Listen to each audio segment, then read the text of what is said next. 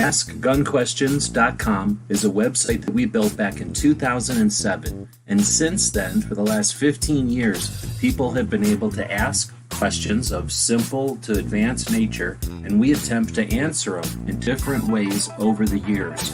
Join us now as we start a new series to answer gun questions. And welcome everybody to our Saturday show where we, like it says, answer gun questions. We got Tony joining us from New Jersey. Thanks for jumping in. Yep, no problem, man.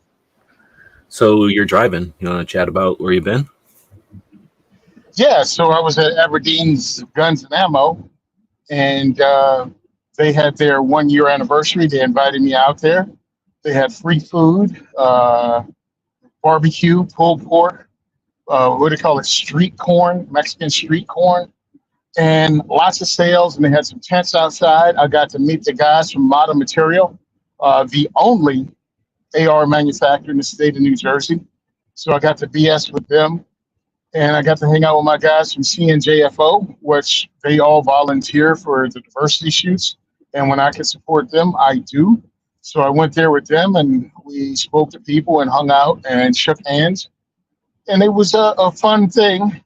And also, because we have carry in New Jersey, and you carry any way you want, the guys from CNJFO, or at least Rosie and a few more, were open carrying, just to try to help normalize seeing people carrying in Jersey, which for some is a culture shock. And for some, it's like, oh, yeah, I forgot. That's pretty cool. Wait a minute, there's a gun store here? So that's what we did today. And I think it's awesome when you can open carry and actually bring people into this, which, of course, the state of New Jersey hates. But we're growing, we're spreading. We have over 50,000 concealed carry holders in the state that 2 years ago had less than 1,200. So ability sounds great on paper, but what's the process?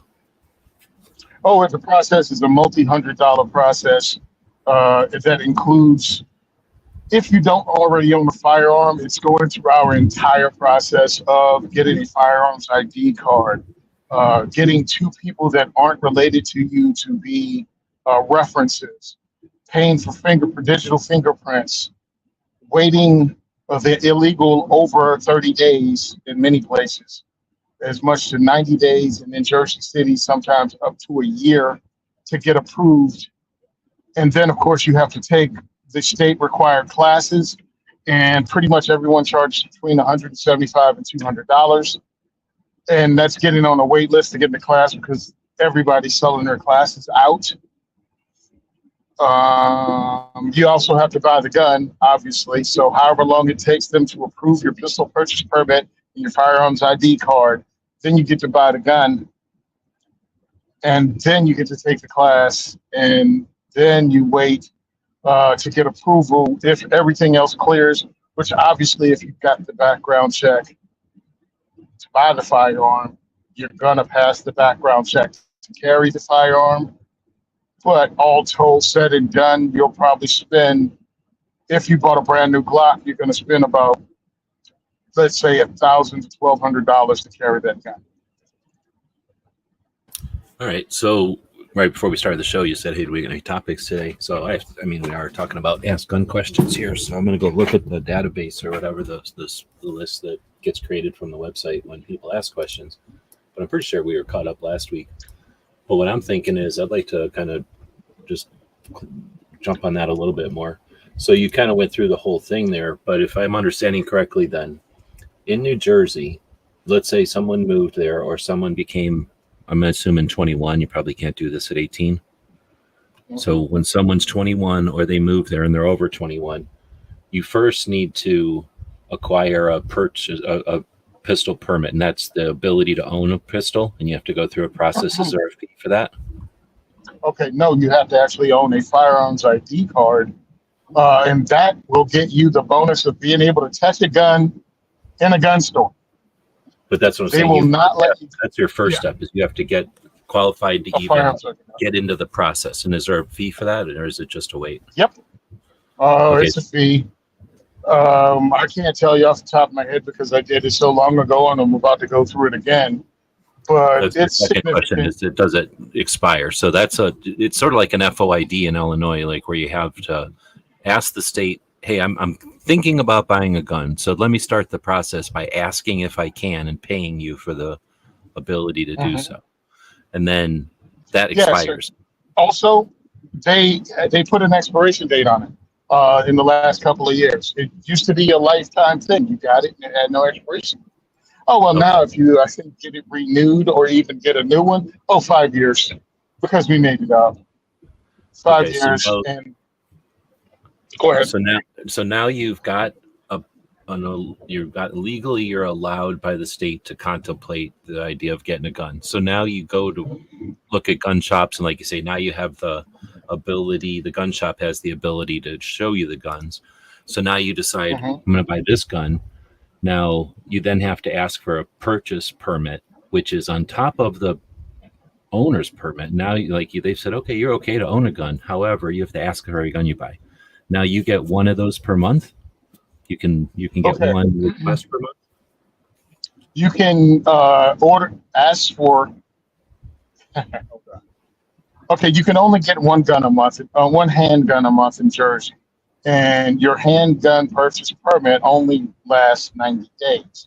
So in theory, in one shot, you could ask for 3 handgun purchase permits Oh, okay. because 90 days expires, so you can go get one a month. And that's what I tell people to get, and people don't listen because they're like, oh, I only want one gun. I was like, Right yes, but in the time you get that gun and you start shooting and go, hey, this gun is kind of cool, but I want a bigger, handgun for home defense, or I just want something for the range, or whatever. You'd have to start the entire process over again to get another pistol purchase permit, Okay, so now like you've got fingerprints and everything, by the way. I'm not even getting into the requirements, but yeah, so essentially privacy, time, and effort. Now, these things you can get taken care of at a gun shop, or do you have to take care of this through the state? You have to take care of this through the local police station. Ugh. So to have the right to own a gun, you have to get a permit, and that goes through the police station, time and money. Then you decide, I've looked at some guns now because you've given the stores the right to show them to me. I'm going to decide on this one. Can I please? And then that's a background check again, fees to the police department. They decide then, okay, you can buy this gun. You get 30 days to buy it, and you can buy one because that's all you asked for. So now you go to the store and you buy the gun. You decide, I want to carry it. Then on top of all of that, start over, get a concealed carry permit, start asking people or to get this concealed carry permit, they got to start asking people you got to bring in all this other background check stuff, another couple of $100 fee. Then you can carry, or then you get your permit. Wait, but then you said then the class. So is it you have to get the permit first and then the class, or is the class the prerequisite? No. Okay. The class is a prerequisite to the permit. Okay. So you're And it's speculating. the police. I'm going to take a couple usually $100 class, it's like 16 hours or whatever it is, and they might not even say I can get my permit. I have to do all this first. Yeah, because you might suck. Understand, after you get this gun, you still have to shoot it well enough to pass pretty much New Jersey law enforcement qualification, pistol qualification. It was everything. It was the exact same qualification, including taking cover at the 25, shooting from behind cover at the 25-yard line. And they got that whole part dropped. So you only have to go back to the 15 now.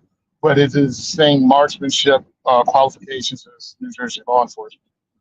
So person who feels that because their neighborhood's changed around them, or they don't know how to work the internet, so they go cash a check, and now they feel vulnerable because they're walking around with currency, and if they want to protect themselves, it's like, yeah, no problem, as long as you're fit and able as much as a law enforcement officer, and you can handle the challenges of a on-the-job law enforcement officer in the prime of their life.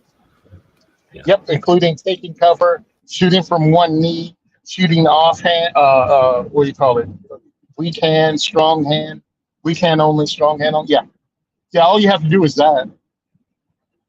It's annoying. So does the fact that a couple of thousand people have gone through all that is a testament to their, I don't know if it's fortitude or willingness or whatever, both, But then No. that also 50, means, 50,000, 50,000 people have gone through that. oh, okay. So I misunderstood. Well, I thought you meant a couple of thousand through the state. You're saying a couple of thousand at the people you know or at the event or whatever, but 50,000 in the state. So then that's 50,000 in the 50,000 state. times a couple of $100. That's like a few dollars to the state. Uh-huh. Oh, yeah. I'm driving on the road. Um, Damn. If you are on Twitter, there is something called like NICS or something like NCIS, NCI. I forgot what it is, but it's in New Jersey. And they pretty much broke down how the state is pretty much juicing us uh, by taking this money and using it to do things other than what it was designated for. So the money they're getting from us, the gun owners, from all these background checks and from the permitting process is going directly to like buying cars for state troopers, stuff it wasn't meant to go for, but pretty much they figured out that they can keep adding fees and increasing fees and use us as almost a bank to buy the things they want. Yeah, so that's something they pointed out that nobody knew before that now is becoming obvious. And they're going to feel some political pressure over that we're applying to get some laws changed and some stuff dropped. Because think about this. The same background check they do for my firearms ID card that initially says the state approves me being able to own a gun is the exact same thing background check they ask for me to carry a gun. So why are we doing this continually? Why is there a new fee onto it just to go through the same process? So we got lawsuits coming down the pipe. Pretty much is going to be aimed at that. And because how many, as one of the guys says, the vice president of CNJFO, he says, how many bites of the apple does the government get to just do my background check? They get one for the fingerprints. They get another one for the fees for the firearms ID card. They get another one for the fee for the purchase permit for the pistol, and they get another one for the carry permit. So they get to hit me 4 different times for background check fees. I haven't changed who I am, and all of this can happen within 3 months. All these background checks back to back. Well, it's definitely an abuse of the mechanism, right? Like they figured out, like you said, that they can keep piling this stuff on, and until people cry out, they're just going to reap the benefits of all that. It made me think, as you're describing it too, then, I mean, think of another profession that would be scrutinized, like, I don't know, there's all kinds of, what do you call them, occupations that might require licensing, testing, and then fees to maintain your credibility or your permit status or whatever. And I wonder how many of them, if you started comparing, jobs like doctor, I think anesthesiologist, person that puts you under, is the most critical or something, because that's where you got the most issue with somebody getting hurt. Or at least, I don't know. So, I'm just wondering what if you are like taxi driver, or I don't know, somebody else, maybe somebody that's putting poison in your hair or something. Oh, interesting. Yeah, you'd know that one firsthand. Yeah, I was there when they invented those fees. They pulled them out of their butt because they figured out a new way to raise money, because someone in Governor Whitman's staff was from California, and they were like, hey, locksmithing, they have licensing in California because it protects the people from, dishonest locksmiths. Never really explained how that happens. But so we require fees.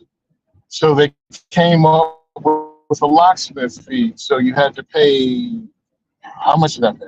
I think it was $400 for my locksmith license.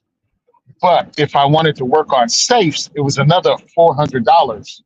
And if I wanted to work on low voltage alarm systems like the panic hardware on the back of pretty much most stores that uses that 9-volt battery, yeah, that was another $400. So I had to drop $1,200 to get my locksmithing license to continue doing the job I'm doing anyway. I got nothing out of it except I got a license. So we asked, was it a lifetime license? Because we wanted to know. And they said, we don't know yet. Just give us the money. That was the answer we got. That was a literal answer. It's no one like adding to it. They were just pay the fees and we'll figure it out later whether it's renewable or not. And pretty much that's what they did. So when someone like me says, you know, licensing is mostly a money-making scheme from the state, these are the examples I can give just living in New Jersey alone. I mean, you don't want to hear it, but out here in Arizona, like they'll adjust our CCW fees, and I think it's something I don't remember, but it's you don't think about it. It's like $35 for 5 years or something, but the cost is however much it costs for like 3 people to do it, and like the machine that prints out the cards or something. So if they go a year and the costs are down, then the rate will go to $36. You know, it'll go like to $37 from 40. Like, so our rates change based on how much it costs for those like 4 people to do it. That's got to be frustrating when you're like you're saying, like it's taken advantage of, I guess is the way to say it, from the other direction where, you know, again, they just keep piling on those taxes until somebody complains. And when they complain, what do? I can't find your paperwork. Can't find your paperwork. I understand that it's frustrating to pay $200, but now I can't find your paperwork. So why don't you go cry at a river to somebody else?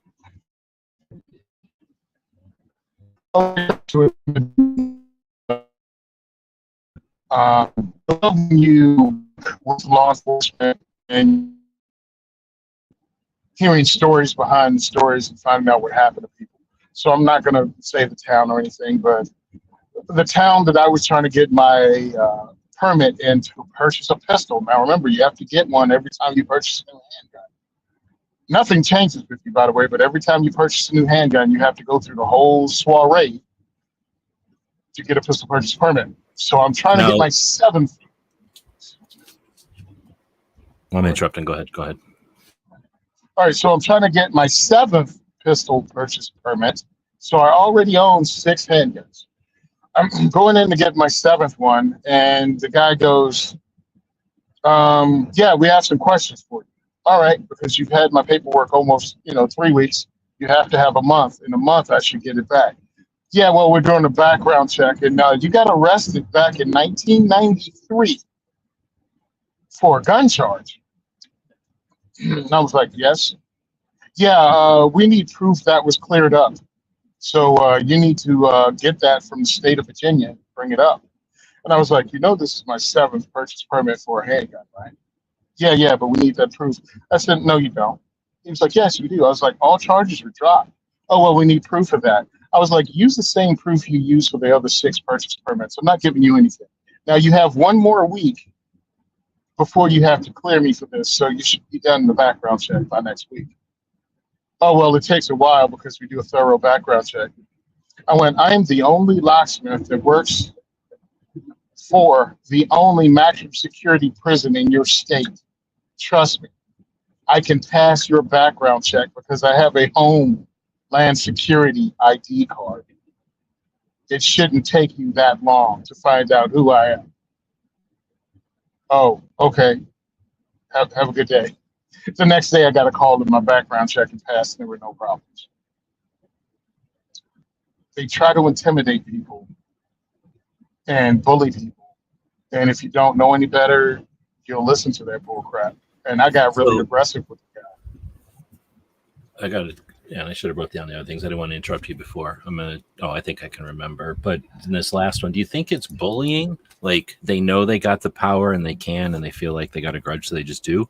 Or do you think it's, I want to say lazy, or just they know that by barking that most people are going to walk away because they're afraid of their permit? They just don't want to make waves. So is it a laziness thing? Like they know they can bark or snarl and people are going to leave them alone because they're hiding behind this bureaucracy? Or do you think it's really the hiding behind the bureaucracy, or they took that position in the first place because they know they can essentially abuse people and nobody can do really anything about it? I think, one or the other, or both at the same time. And the reason I was telling them that know the background behind the story, because I found out about this person. They used detectives for this in the town I was in, and this detective was a piece of crap that later on hit his administration up with false charges just so he could retire. Like, everybody knows what he did, and the word is out there in the department what kind of scum he was. And this is what they had sitting there using his power to try to intimidate law-abiding citizens who just wanted to get permission to buy firearms from the state. So this particular guy was not a good person. Other places, yes. Jersey City, especially because a friend of mine, Alexander Rubian, recorded the Jersey City detective saying, in his opinion, women shouldn't carry. So he harasses them until they pretty much stop the whole process. He admitted it because Alexander had it on video because he had his phone in his pocket and recorded the entire thing. And you can check it out on NJ2AS. However, you can find him on the Jersey Second Amendment Society.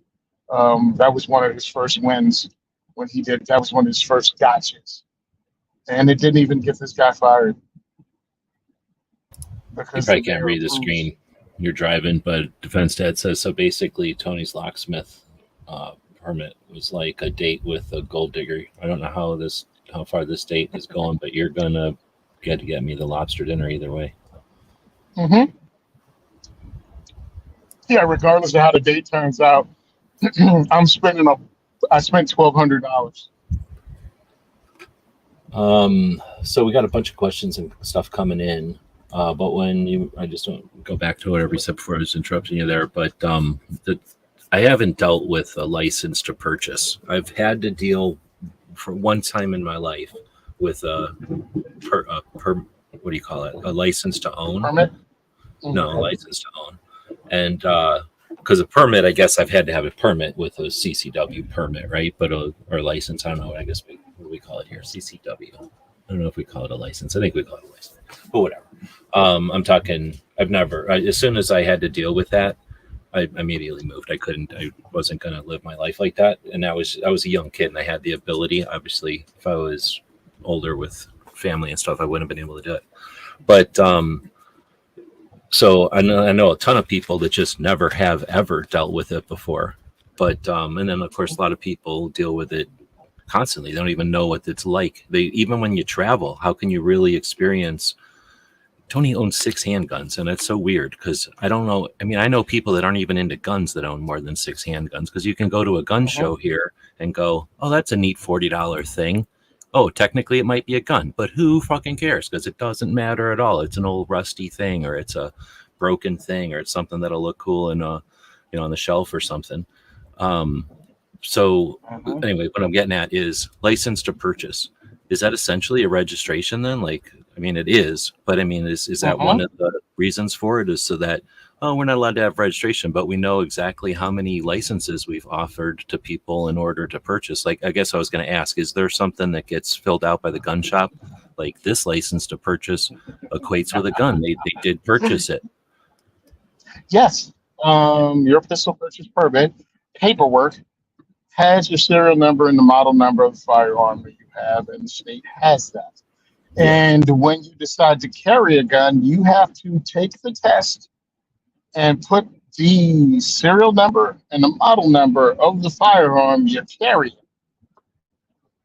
That only works with that permit. And if you want other guy on that, you gotta take them all at the same time and pass them all at the same time. I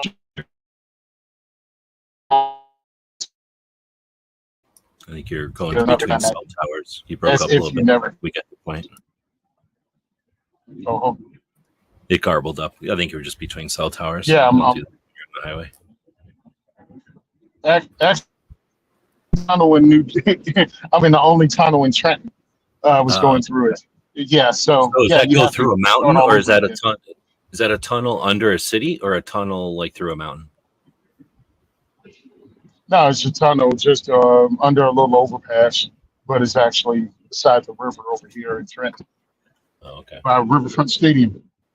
We got a lot of tunnels in Arizona. Oh, not a lot. We have a couple of tunnels in Arizona, but unless you're out in the middle of nowhere and it is a tunnel through a hill or a mountain or something, they didn't want to put a road around it. Most of our tunnels are just to get underneath of part of the city. So they'll just kind of take a highway and shove it into the ground, and it's almost like a subway or whatever. It'll come back up, and you've been driving under like a city park, like you were. I was wondering if they did that kind of stuff in New Jersey to kind of save space, I guess, or reclaim. That's some what of that is, kind of. Oh, okay. Totally off subject, Yeah, whatever. But anyway, it sounds like then somebody was saying. Well, anyway, it sounds like the license to purchase is exactly that then. And of course, they're going to spend money to maintain all that, which they shouldn't be doing anyway, because there's no need for it. But then they're going to spend a ton of money going over and over and over that data, trying to figure out ways to blame everything on gun owners, right? Like, here, by the data over here, it shows that gun owners, I don't know, did something wrong or bad some way. Anyway, so I'm going to go back to some of the questions that people are asking. Gulf Coast, Florida man said, if a gun goes off in the woods and no one's around to hear it, did it really go off? I would say yeah, because there's going to be a case or whatever, but then that whole thing about the tree falling in the woods, I mean, the tree would be laying down, so there would be evidence that it happened.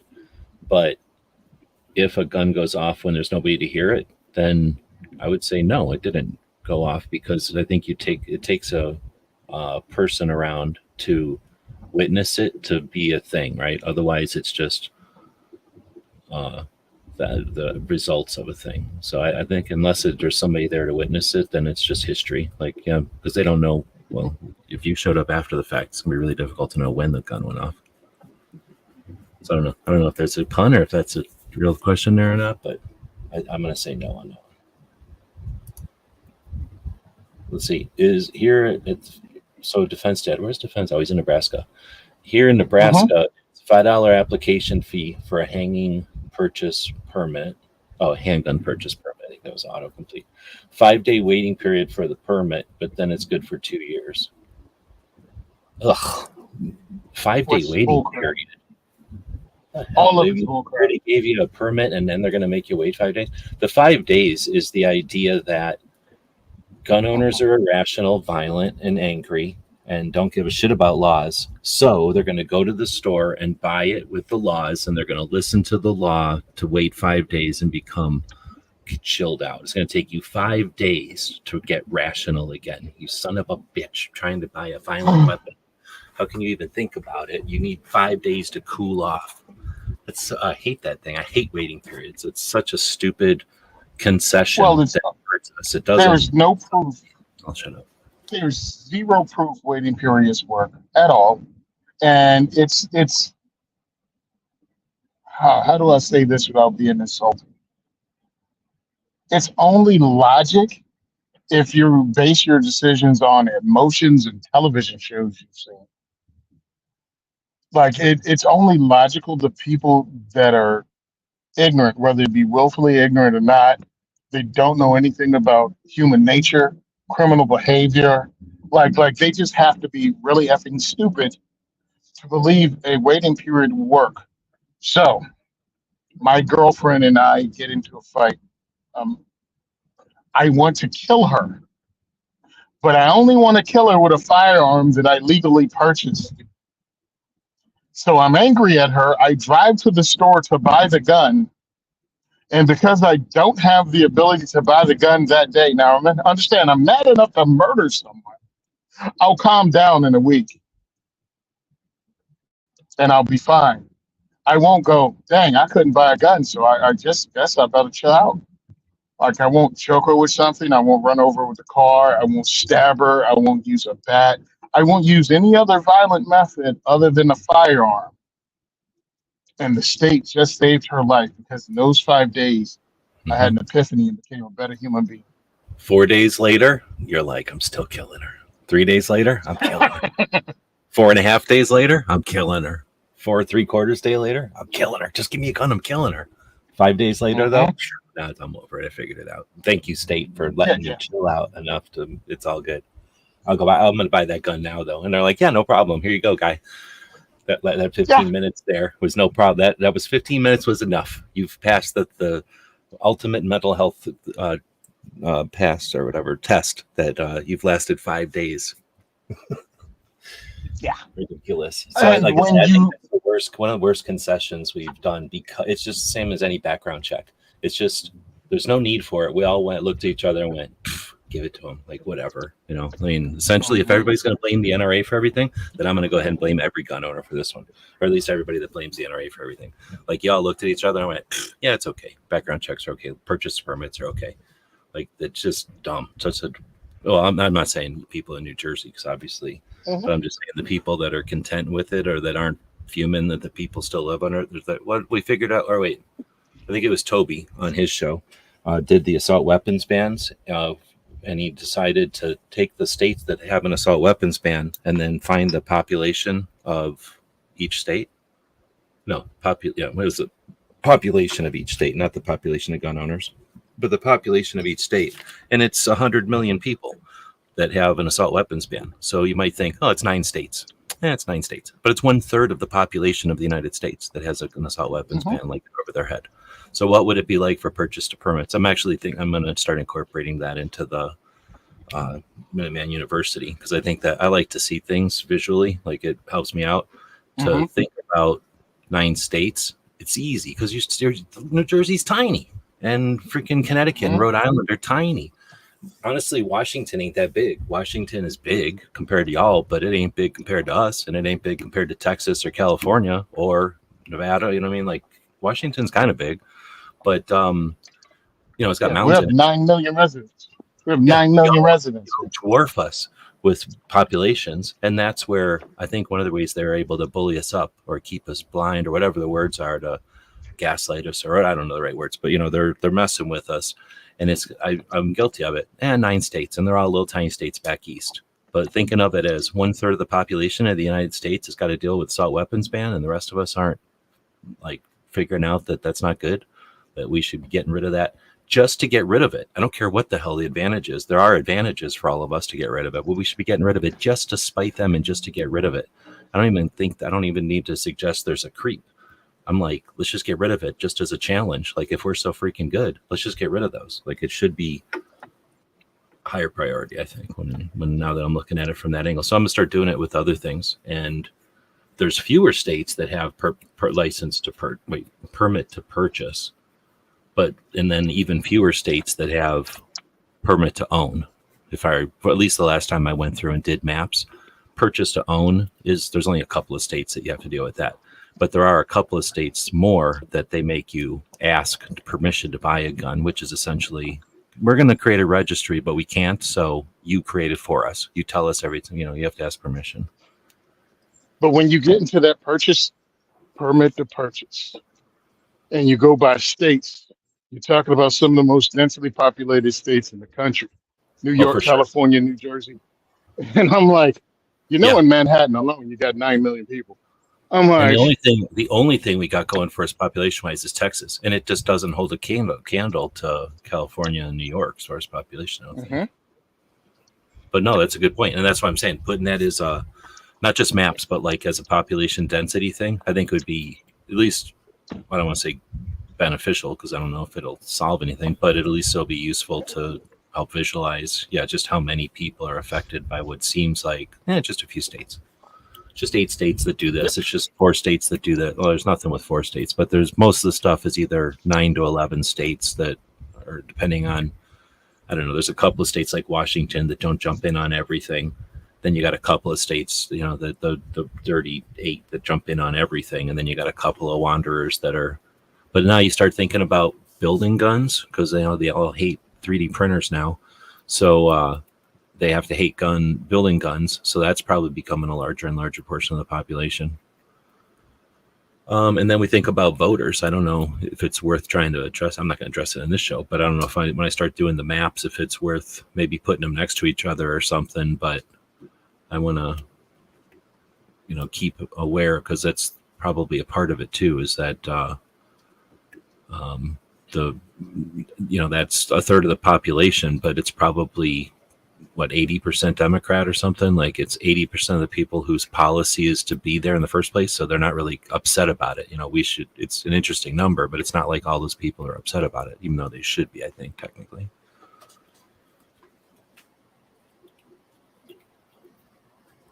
Let's see. So Falcon saying the state of Massachusetts has formed a committee to overrule the Supreme Court. Toby is covering the secret committee. See Toby's show. Yeah, for sure. And I watch Toby's show whenever I can. I have to do a thing on Wednesdays now, so I usually miss the show on Wednesdays a lot of times, unless I watch it from the car and I'm just kind of listening. I did go back and listen to Penn Patriot. It was on this Wednesday for like an hour, and they chatted about how bad it is in New Jersey.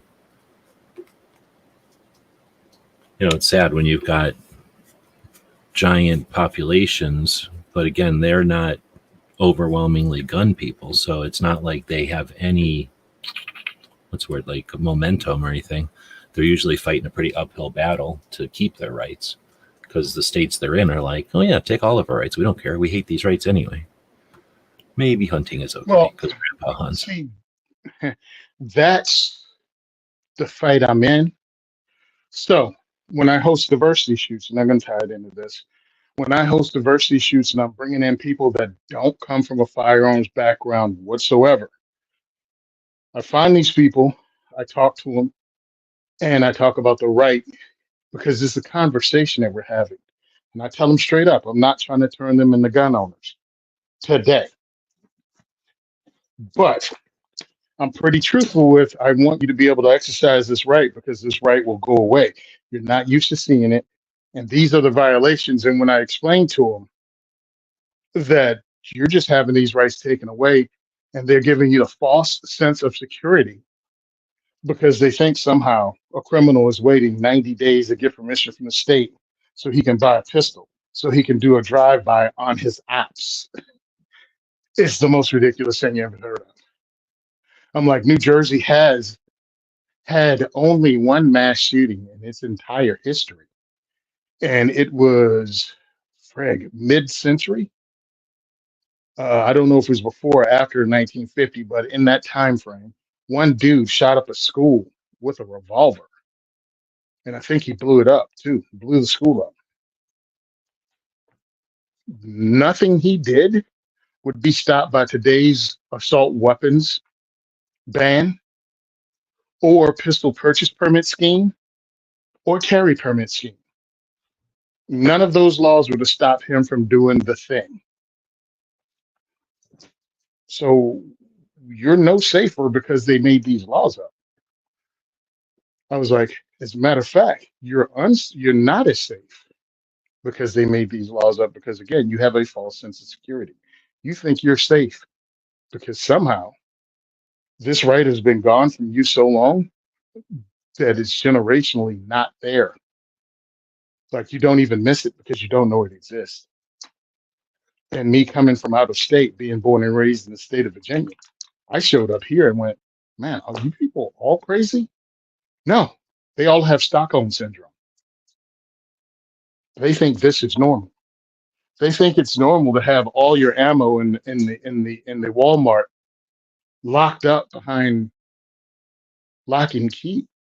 And they think that that's somehow making it safe. Like, I'm glad that that's blocked up, because you imagine a gun owner coming in here and having access to all those bullets. Like, that's, you know what I mean? Like, they think that that theater is, I don't know, like a wall or a glass shield or something. Yeah, I'm like, you do understand. Because they asked the questions today while I was there. One of the questions someone asked me was about in New Jersey buying ammo. Can an individual sell ammo to another individual in the state? Because I can't buy ammo at the gun store, centerfire ammunition at the gun store, without showing my firearms ID card in the state of New Jersey. So let's say you come in New Jersey to shoot a competition and you need to buy ammo for the said competition. You can't buy it here without a firearms ID card. Someone with a firearms ID card would have to buy the ammo for you and their name and all their information is kept in a book at the gun store where they purchase this ammunition. How ridiculous is that? Because you feel safer.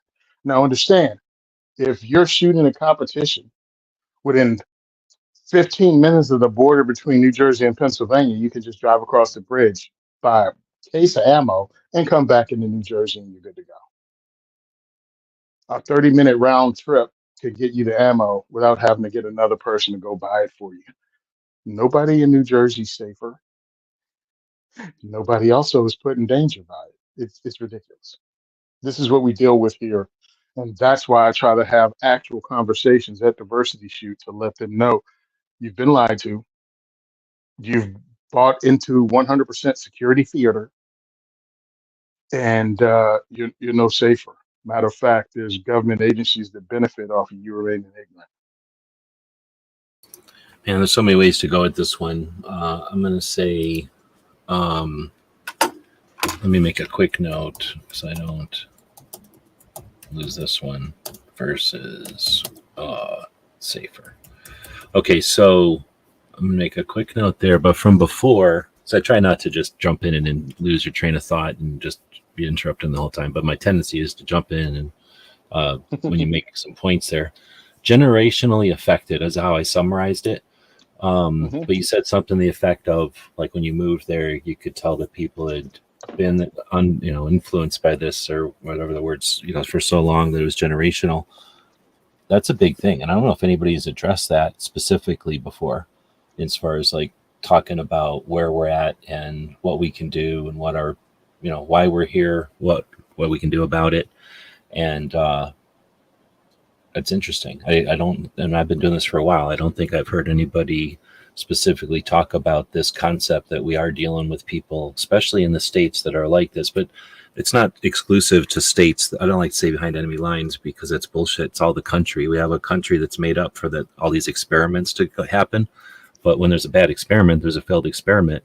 There's no obligation to double down on a failed experiment just to follow the science. I mean, there are some people that want to do that. Obviously, it's the way it's kind of playing out, but there's no obligation there, so we can change things. But anyhow, without getting just raging about the concept or raging about the circumstances, thinking about it, how do we change it, right? Well, one way is to not let people, but to do something to counteract the people that are happy that they live in a gun-free area, that they enjoy gun-free zones, and making them as scared isn't, I don't think that's the way to do it, but maybe to show, there's lots of other strategies showing them that it's not necessary, for example, or what harm it might cause to the kids, having a generation of kids that are essentially scared of stuff that they shouldn't be scared of. We would consider it a syndrome if a kid was scared of lightning. If I'm gonna go outside, but I'm scared of lightning, I don't want to leave. We'd say, let's help that person. Let's make sure that kid grows up knowing that lightning almost never hits anybody, like literally almost never hits anybody. You do not need to change your life for lightning, other than if you're going to live in the top of a giant tower, make sure there's a lightning rod on it. Some precautions that are, smart, but not overcautious, so that they would live a more happy and effective life, right? Like, so the same kind of thing. Like, I think that when we're talking about how do we talk to people, well, we're talking to different people, right? Again, if you've grown up with this stuff and you don't see a value to the other way of life, then that's, what good is it? You've talked about this a million times. Like, why don't you just yell in your position over and over? It doesn't show, doesn't help illustrate anything to them or explain to them why you're frustrated with their lack of position or lack of awareness of their position. Anyhow, I'm not saying we have to have answers, but I just thought that was a great point. And I don't know, have you heard anybody, did you bring it up because you've heard of it before, or is that something that you just kind of touched on that? I mean, no, I figured, it's from my experience being from somewhere else and then trying to think, like, how did you people allow this to get here? And it's like, well, it was allowed to get here because they didn't have it.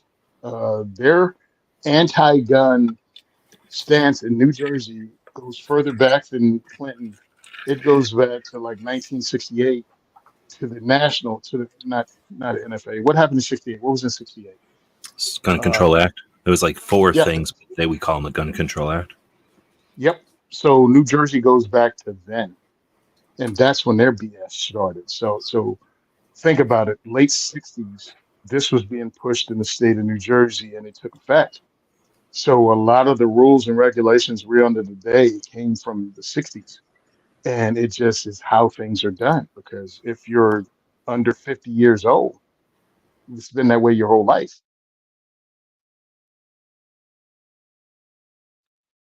Well, and the thing is, again, whenever we divide things up, it's easy to go, oh, but those over 50, they're smart and they've figured it out. But no, like half the people over 50 also like gun control for whatever reason. So that just means that, you have to be over 50 and then also be paying attention to this and be appalled by it to really be affected, or like to be paying attention to it, or whatever the words are. Yeah, and the gun owners of the 1950s, 1960s were not like the gun owners today, as No. Professor Yamati said. Gun culture 2.0. I know how you feel about that, but gun culture 2.0 is more handguns for defense and self-defense minded. Prior to 1970, and from pretty much, heck, we can say turn of the century 1900 until recently, firearms were used in America for mostly hunting. Self-defense was not the number one concern of firearms owners back then. It only became a concern during the rough and tumble 30s and 40s.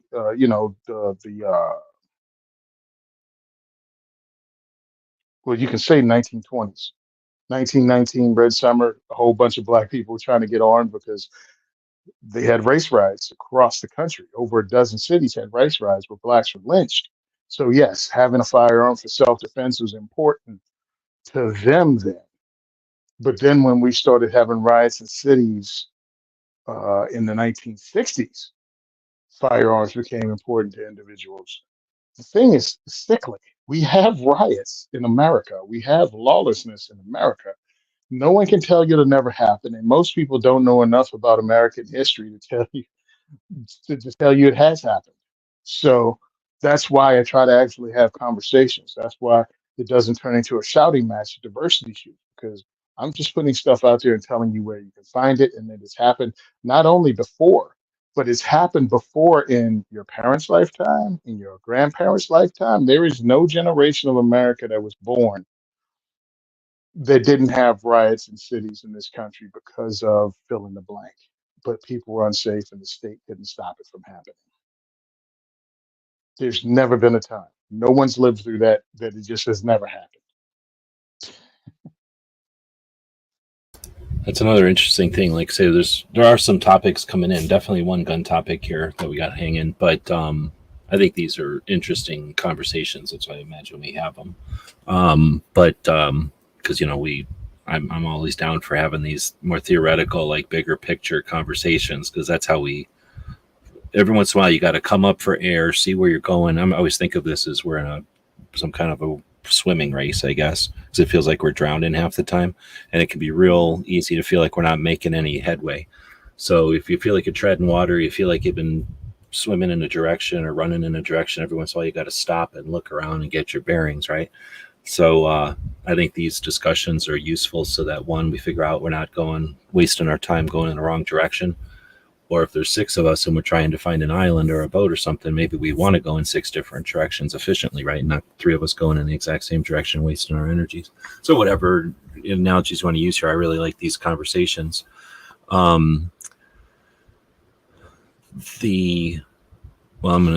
won't try to do too many things here. So Paul says almost everyone alive in the U.S. has lived under gun control, and those from California, New Jersey, and New York are probably lied to so much that they think gun control is normal and needed. For sure, that's something that, and when you've made this point before, that when we just shout our positions, all we're doing is establishing our positions. Maybe if they're listening, they go, yep, that's their position. They just stated it again. Did you see the thing that I posted from Riding Shotgun with Charlie with Jake? And Jake and him are sitting in the car doing the Riding Shotgun with Charlie. Did you see that one? No, I haven't watched it. I saw Jake was on it. Yeah. It's just a moment or two from it. So I'm going to try to grab it here if it'll let me pull this up easily and play it because it's easier to just listen to him say it, right, than to try to uh, Paraphrase. paraphrase. Yeah. Boom. And here it is. Visuals out your window. I'm seeing stuff out my window. Oh, Yeah. hold on. Got it. All right. And this car is a perfect metaphor for this this yield theory concept. You've got visuals out your window. I'm seeing stuff out my window. Yeah. And if you say, man, it's really ugly over here, I go, and I'm looking over here. I'm like, I don't see anything ugly at all. It's my worldview. I have to look through your lens out your window and go, you know what? You're right. It is pretty ugly over there. I have to align with you enough to go, do you trust me? Looking. Yeah, it's not that great. It's not. All right. And this car is a perfect metaphor for this this yield theory concept. Okay, so you've made that point before, and sort of the same thing that if you just keep yelling about what you see out your window without turning to look what the other person's seeing, you're just that's where we're at, and that's why I like to think of things. How can we break that cycle? I don't think you need to get out and sit in the passenger or sit in the driver's seat. I don't think you have to take over control of the vehicle or something. You just can turn around and go, okay, yeah, there are two different ways of looking at this. And now if I was sitting over there and I was in charge of 6 people's lives because I'm steering the vehicle, maybe I would have more concern about what's going on the left side of the street. I'm over here enjoying the scene on the right because I got nothing else to do, right? So just understanding a different person's perspective is useful, but it's also useful because if you can look over there and go, yeah, man, like that's part of this giant parade that's coming from over here. Like, look out my window for a minute and see that what you're seeing is the end result. Like, we can definitely just keep going, or whatever the circumstances are. So I think that's an element to this, right? That that some of the people haven't had a chance to see the alternate. And I think from before I'd made a note, which I think is the same thing. There's the idea that like, oh, you're in danger, so therefore here's the solution. And then we endlessly bicker about whether the best solution is or not. Like, oh, that's not the best solution. This is the best solution. Wait a minute. You mean that's the best solution? This is the best solution. And I'm it's going to be controversial, but that's schools. They've got everybody upset. They've said school violence is a massive thing, and that's all that matters. And here's the way we're going to settle it, removing all guns from society. And then we got a bunch of people that go, nope, we need to arm teachers. Well, another set of perspective could be these things are less rare than lightning, and they're fueled by media. So why are we having this debate about what to do in schools? It's easy to say let schools do what they want to do, but then that brings up a whole, no, schools have to be run by a central thing or otherwise schools go rogue. And if schools aren't all doing this, that's a whole nother thing. And that all feeds into people that would much rather have you worry about all that, because if we pulled something out from under and just didn't give them any power to have these discussions, then they wouldn't get essentially paid to have these discussions all day. But I think that's how do you accomplish that? Seeing out their window is first step. Like understanding that they have a different perspective on the world is the first step. Then you'd have to somehow understand their position, right? And try to understand their positions. We're using these analogies, but we're really talking about lots and lots of people. So there's people that hate guns because they've been hurt by guns. There's people that hate guns because they don't know about guns. And there's people that hate guns because Trump, right? And that's just 3 types of people that hate guns, right? Then there's people that hate guns because they get paid by the 14th richest guy in the world to hate guns, right? And how many of them would jump ship if they just could getting paid? Anyhow, so like I said, there's tons of topics here. I don't know. I've been chatting for a bit. If you want to hit on any of the stuff I've been kind of bouncing around, and I hope that we inspire conversations out there. Go ahead. All right. I can only say what I do because I know what I do has worked for some, because there could be some people that leave and go, oh, man, that guy's full of it. So what I attempt to do is just point out how they've been lied to about how effective the strategies they take now are, how they've been lied to. Oh, it's gun-free zone. Well, since 96, 96% of all mass shootings have happened in gun-free zones. So gun-free zones don't make you safer. at all. It just ensures that if you're a law-abiding person, you're not going to break the law to carry a gun into a gun-free zone place. I know people like to argue with that and call themselves law-abiding. I'm not. I am not a law-abiding citizen. I'm a responsible gun owner. And my safety and my family's safety is my responsibility. Cute sign, moving right along. So I try to explain to people how they're being lied to. I'm not going to tell you what to think. These are lies, and these where you can look up the information I just gave you to prove what they're saying are lies.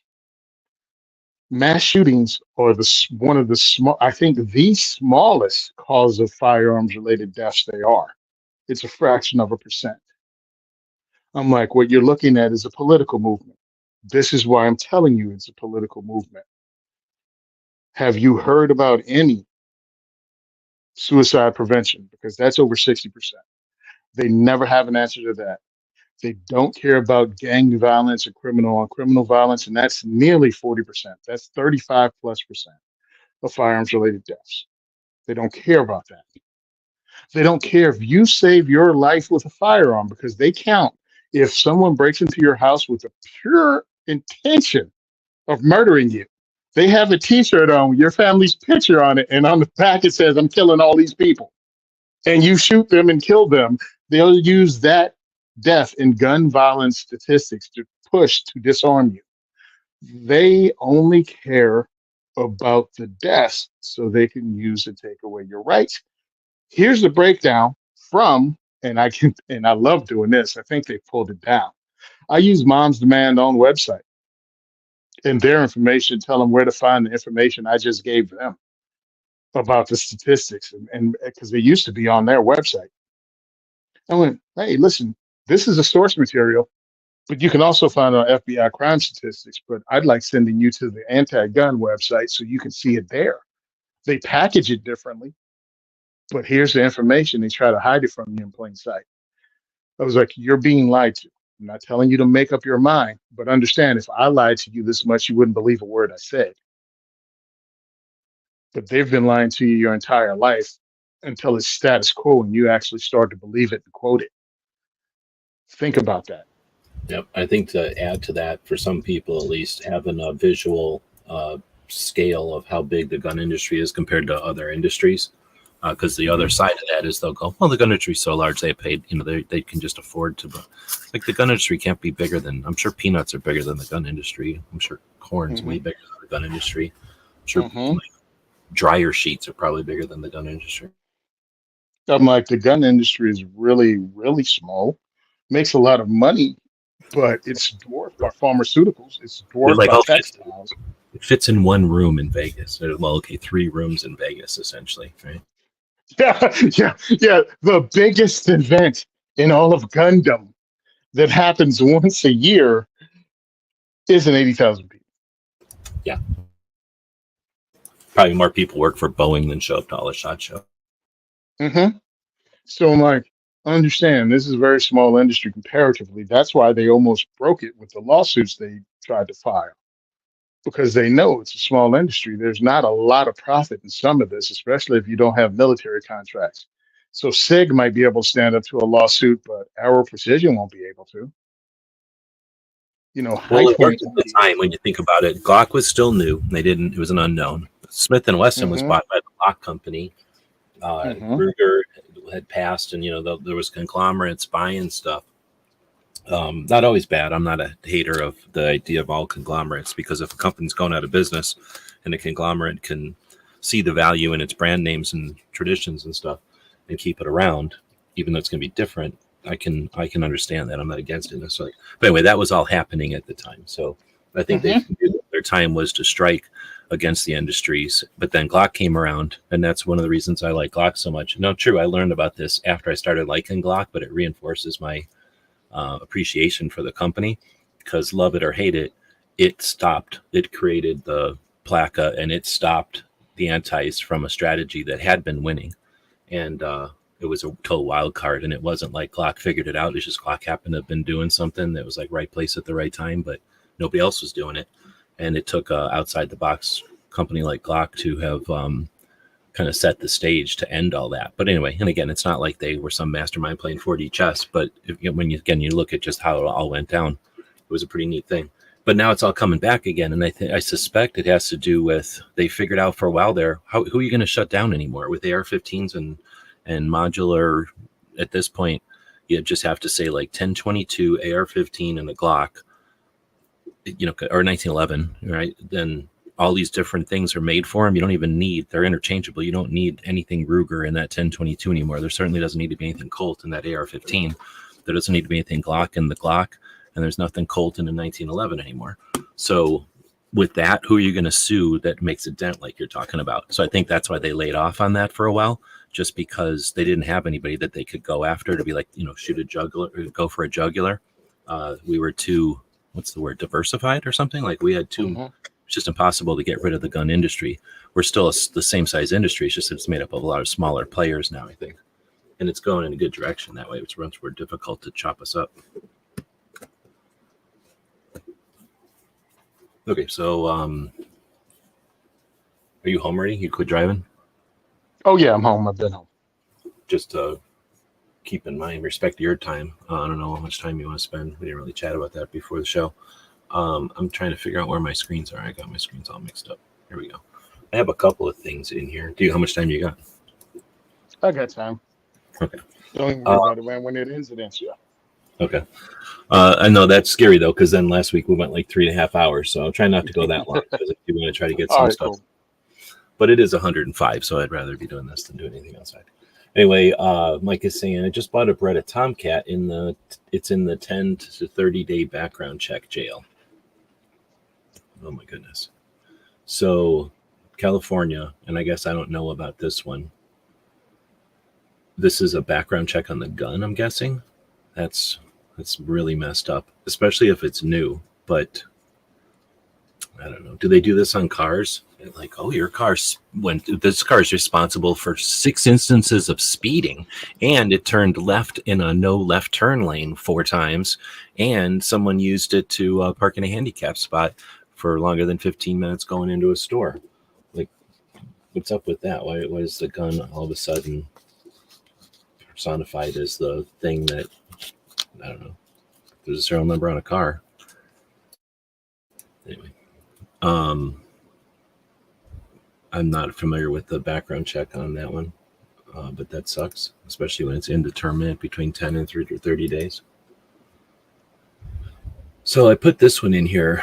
The way Ozzy had said something, it kind of seemed like he was saying this. I'm sure the Plane Note was saying this in a joking way.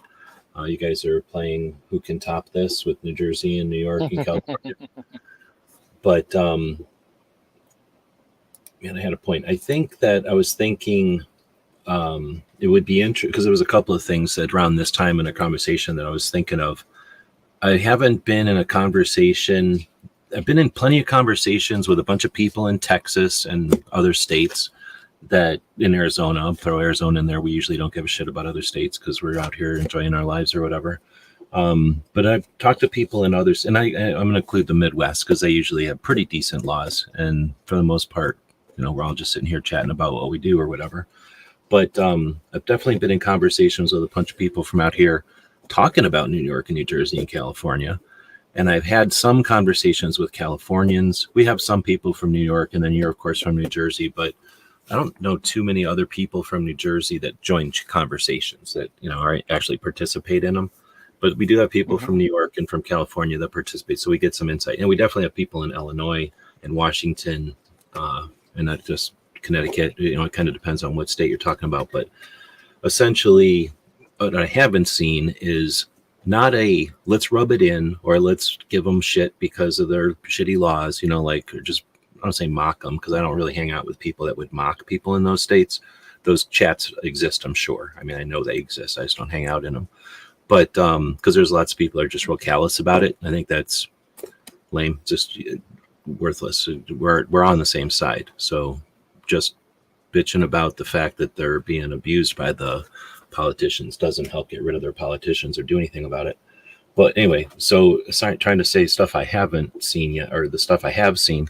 What I haven't seen is like an actual conversation that tried to rank or compare the states that have the worst situation. And again, not to persecute or to mock them, but to evaluate so that we can maybe try to do some triage and go, okay, now that we've looked at it, all the states are dealing with this, and we have like 3 organizations that are, let's say, suicide. Like 3 of these states are definitely using suicide as some kind of exploit to keep these laws in place. So now we have these organizations that could potentially do something about it, or these organizations could be mentioned every time they start playing these games. But then we have this other situation, let's say with I don't know, some other aspect of the situation, that these 5 states are dealing with. And now, I'm just wondering if anyone's ever done like a panel or a mastermind type of thing to really think about what can we do? Like, what would be the steps to normalize guns in these states? And is there like, sometimes when you look at something, you put everything together, patterns or obvious steps starts to show up. You go, hey, you know what? If we all did this and then this, it looks like, we might accomplish something. Or we could break these little fringes off, and then we'd have the same fight in all 4 states.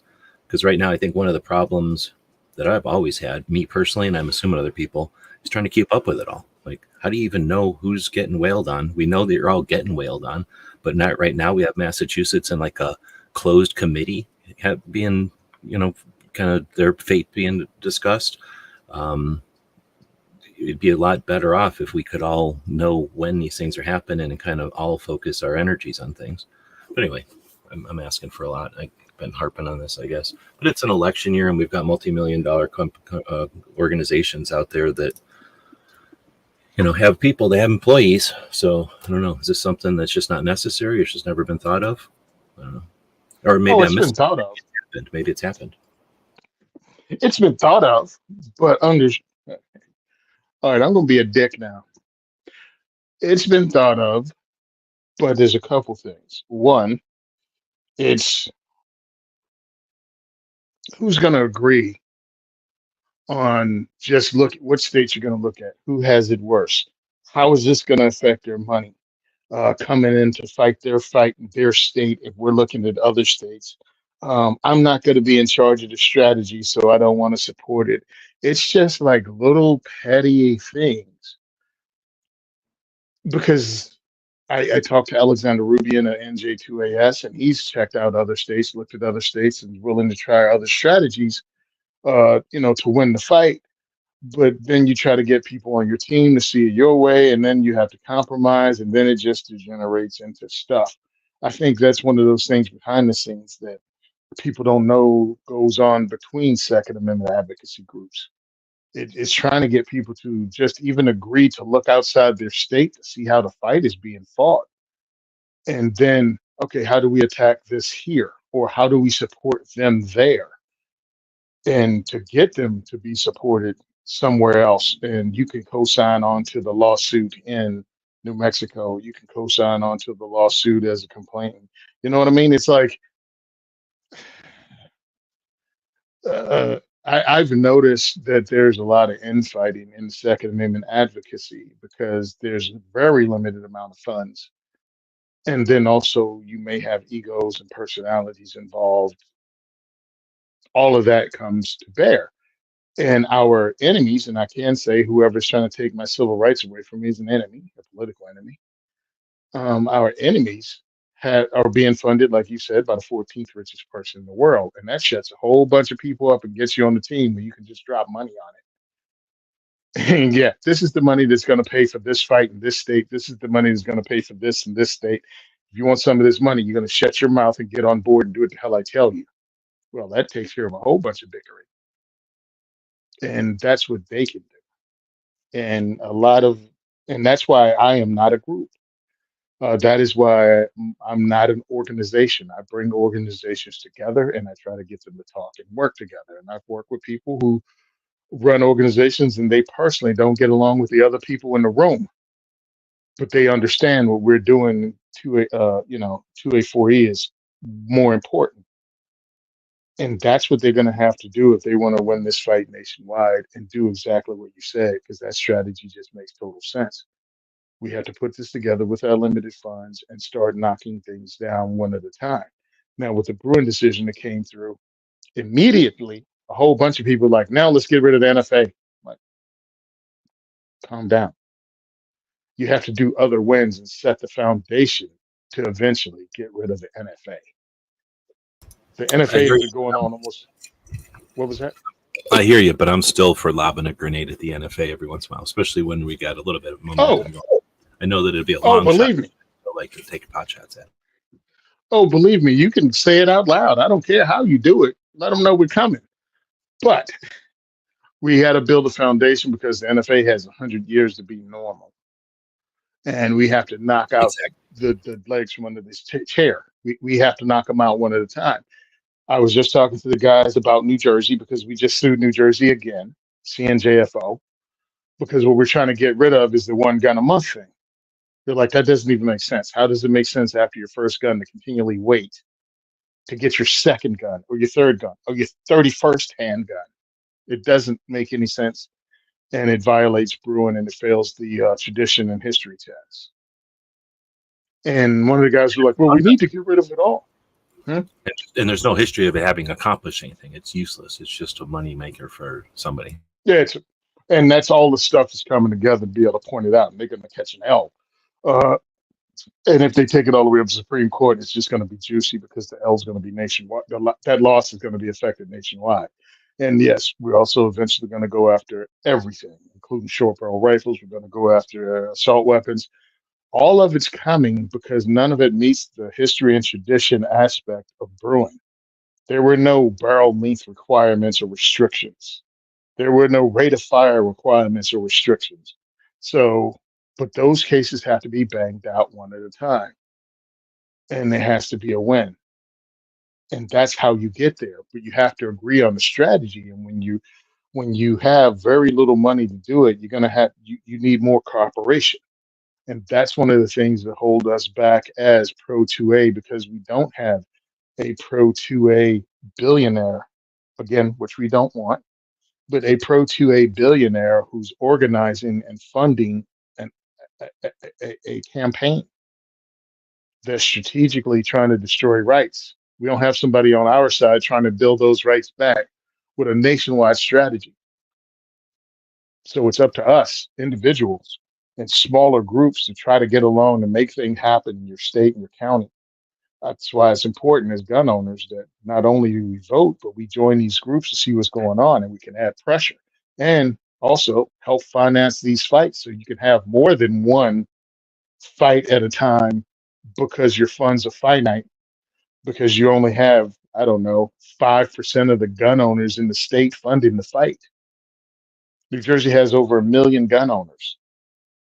Can you imagine if they gave $100 a year each to the Second Amendment fight? What we could do with $100 million?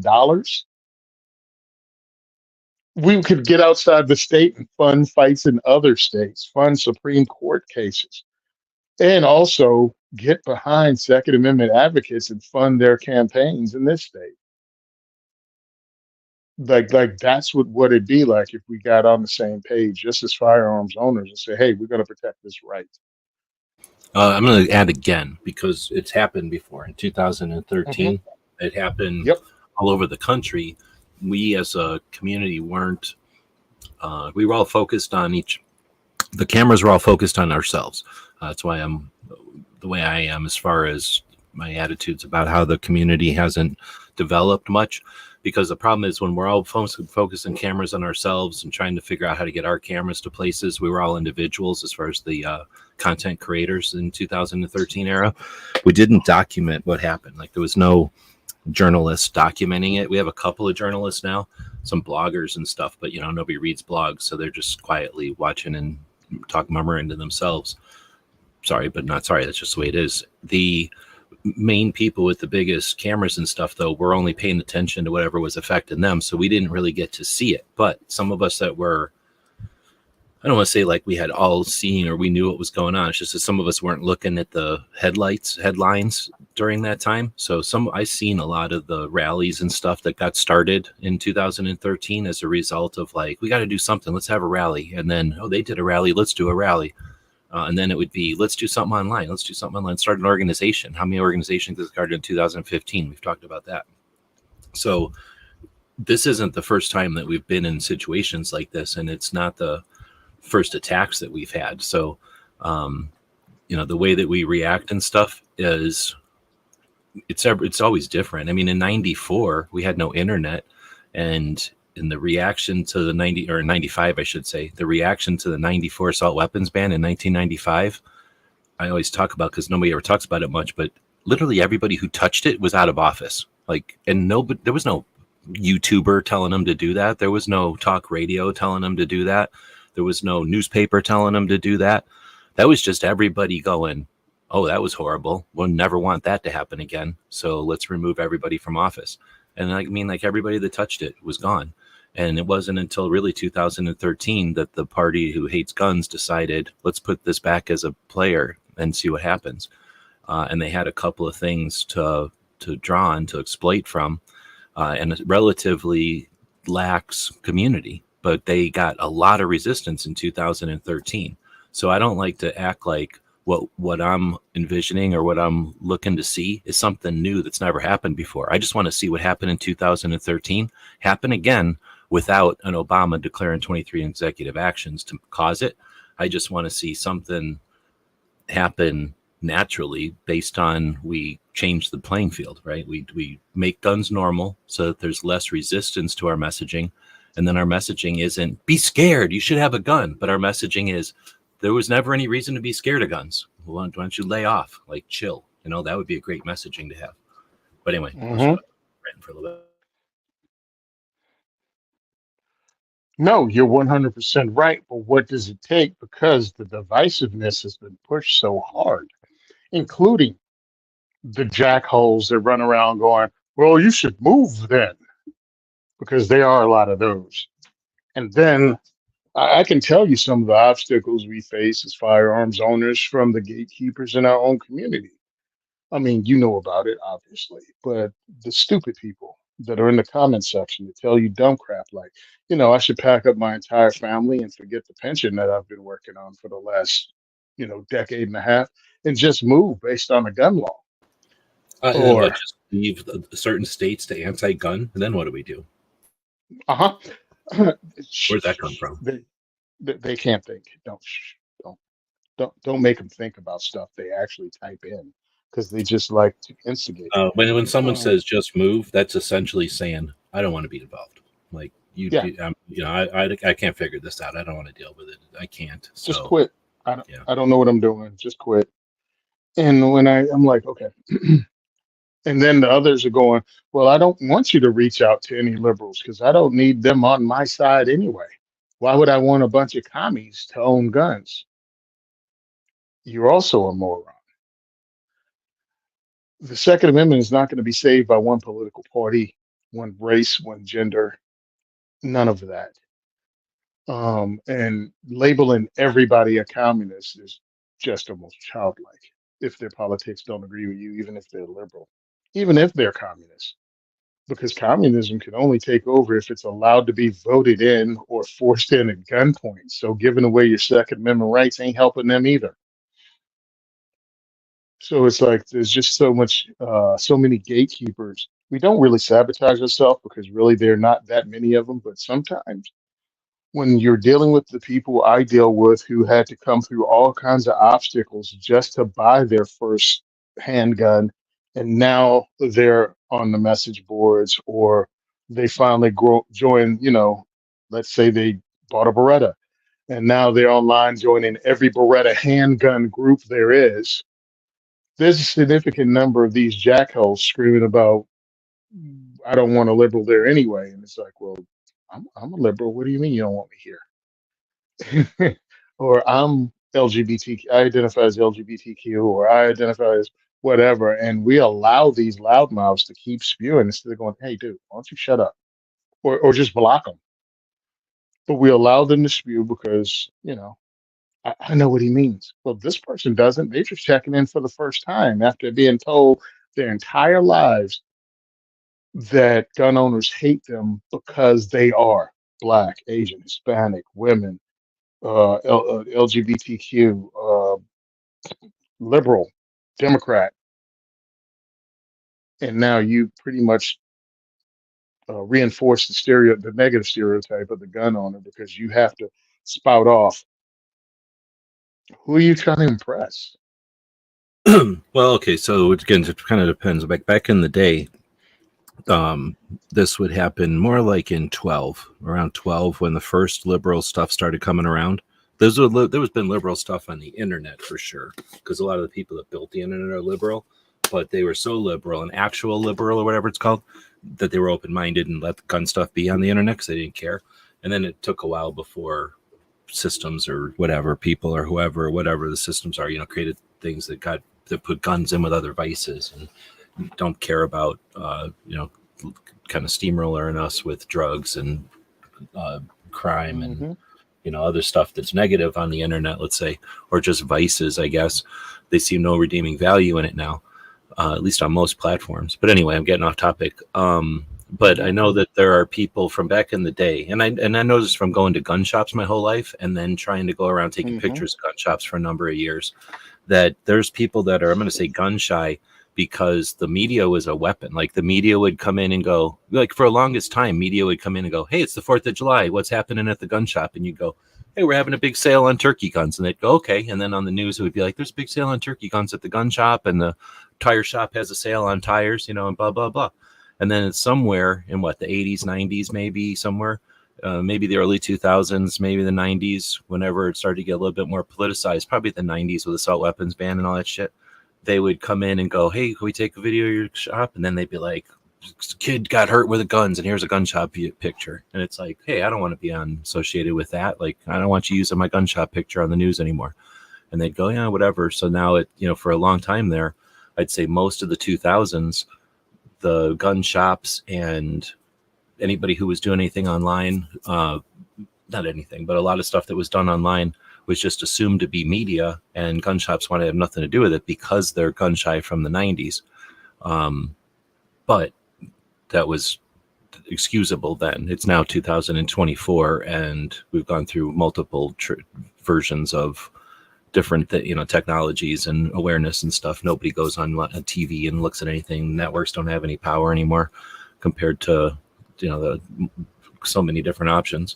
So it is different today. But I'll just say that for a while there, I could see people being hesitant of the media, or a liberal, let's say, because they got abused by them all the time. And I used to tell the liberals when they first started, because they'd come, I had this happen, and I don't know if we talked about this. I think I probably brought it up before, but I was listening to a chat with, I don't remember anymore, but liberal gun owners, and they were all talking to each other. They weren't doing a presentation to the world or anything, but maybe they were. I don't think they were though. But they were essentially said something that surprised me. Somebody said something like, well, I knew the shop was bad, and I forgot what, why they thought it was bad, or how they thought it was bad. But the reason they knew it was bad is because they were displaying an American flag. They had it right there on the wall.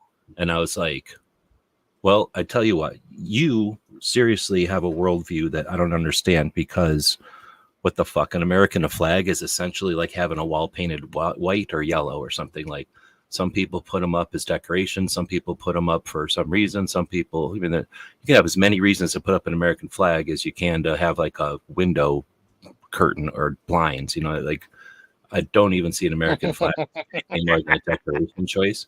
But this person was like offended and like saw that as some kind of a massive political statement. And I'm like, that is on you, guy. Like, you're allowed to have whatever feelings you want, but you're never going to be able to go into like a lot of places because there's places that are going to put up an American flag, and they're not doing it because they hate you. They're doing it because they're fucking, like I say, some people just think it's cool, or they feel they need it as like, maybe you move from another country and you really love this country. Like, guess what? Our grandparents really love this country compared to us, or not everybody's, I guess, but people that emigrated here intentionally, great-great-grandparents immigrated here intentionally. They love this country. Their kids love this country because they appreciate what their grandparents or their parents had to come from, right? Like, there's tons of people that are in this country that have the American flag up. I know people that put it up wrong, and I won't even talk shit to them because I know they're immigrants and they've came here and they are pride. They have pride in it. They just don't understand that there's a way to hang it. And you know what I mean? Like, who cares if they're going to hang their flag one way? They're not doing it intentionally. They're just not, because we have a weird flag that isn't can't be hung both ways. But anyway, that was one of those things that just caught me off guard. And ever since then, I've thought about that there can be some things that you can unintentionally do to piss somebody off. And there's things that we all know that we do intentionally too. Like I used to wear jeans all the time because I knew it pissed off old people. And that's how the world was in the 80s. If you wore jeans, you were saying F you to the older generation. All you had to do was wear jeans. It was seriously that. I don't know if you had to deal with that ever, but now, come on. But I mean, for a while there, like not wearing nice pants to like a family event or someplace would be like, what the hell is wrong with you? You better get upstairs and put on nice pants. And I'm like, I'm insisting on wearing my jeans. And then jeans were work pants. Jeans were work clothes. Right. You wore jeans as work clothes. That's not what you wore to church. Sorry, I meant out. Like, yeah, I meant decided to wear jeans, and it was like I might as well have said something blasphemous. Yeah. Men wore slacks. I would have loved to have been on that show because I would have checked that person immediately and then made them explain themselves. That's one of the things doing what I do. I'm not going to accept bullcrap statements from pro-gun people or excuse not pro-gun, but conservatives or liberals when you label some people based on some bullcrap like that without it. Explain this. Explain that to me, please. Explain how that somehow got you to think negatively of these people, seeing as you don't know why it was up in the first place. That was the thing that tipped you off to their anti-you. I'm like, because I know black-owned gun shops that got American flags up. Are they saying the same thing that gun shop did? Because I somehow don't feel it was a black-owned gun shop. You walked in, saw American flag, and went, that told me everything I need to know. Yeah, exactly. And that's why I never went back to it. And everybody else in the conversation was like, like they may have had different opinions, but they certainly were going to respect the shit out of that person's perspective. And I'm like, is that healthy? I don't know. But go ahead. No, because again, when you're in your echo chamber, you can have any conversation you want to. But once it gets out, people can look at things a different way, maybe even ways you don't intend them to be. And maybe because they were in the echo chamber, they all know what this person meant, and it might have not have meant what you thought it meant. You know what I'm saying? Like, could have been something else, but we'll never know because no one said, "Hey, what does that mean?" Like, how is that a bad thing? So I'm like, watch what you say. I'm not saying walk on pins and needles, but understand about the perspective thing. You can say something, but I'm looking out this window going, "Hey, that's not what I'm seeing," or what the hell do you mean by that? What do you mean brace yourself? Well, okay. Exactly right. There's a truck coming. So that's what I try to talk about. Look, man, we don't have to be best friends doing karate in the garage, but we should be working together to change this. And we don't have to agree on everything, but we have to not attack each other. And that seems to be a problem for some. And I'm not going to tell you to stop being the asshole you are. I'm just saying if you're a flaming asshole, you ain't on the welcoming committee to bring in new people into the movement. You can be the guy in the back that shows them how to use a shotgun, how to load a shotgun, what's cleaning kit to use or something, or not be in the building at all. You know what I mean? You can just not be that dude. But if you're coming to help me and assist me and help run it and you think you're gonna grow, you can't be in charge of who shows up when you're trying to grow something unless you're gonna gatekeep. And then you're just gonna run it. Because if you only want people who think like you, look like you, and have your perspective out of the passenger side window and never turn their head, you're not really helping.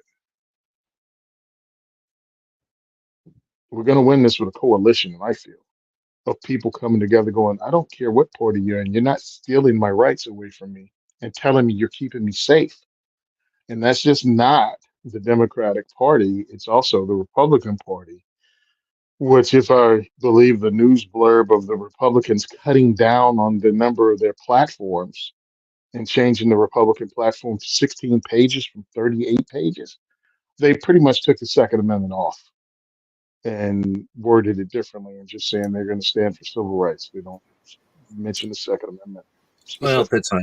I looked at it. I looked at an article that talked about it, and it sounds like that's a lot of exaggerating. But they definitely, like if you said they took it from 36 to 16, I think that's the real deal. Is they took it in half, and if you take everything in half, some things are going to get chopped down to a quarter, and some things are just going to have a little piece sliced off. So essentially, they just wrapped it up with something like, "And our Second Amendment rights are secure." And before, they just had to beat their chest about it because it was one of the points that, one, people cared about, and two, the Democrats were adamant to go the other way.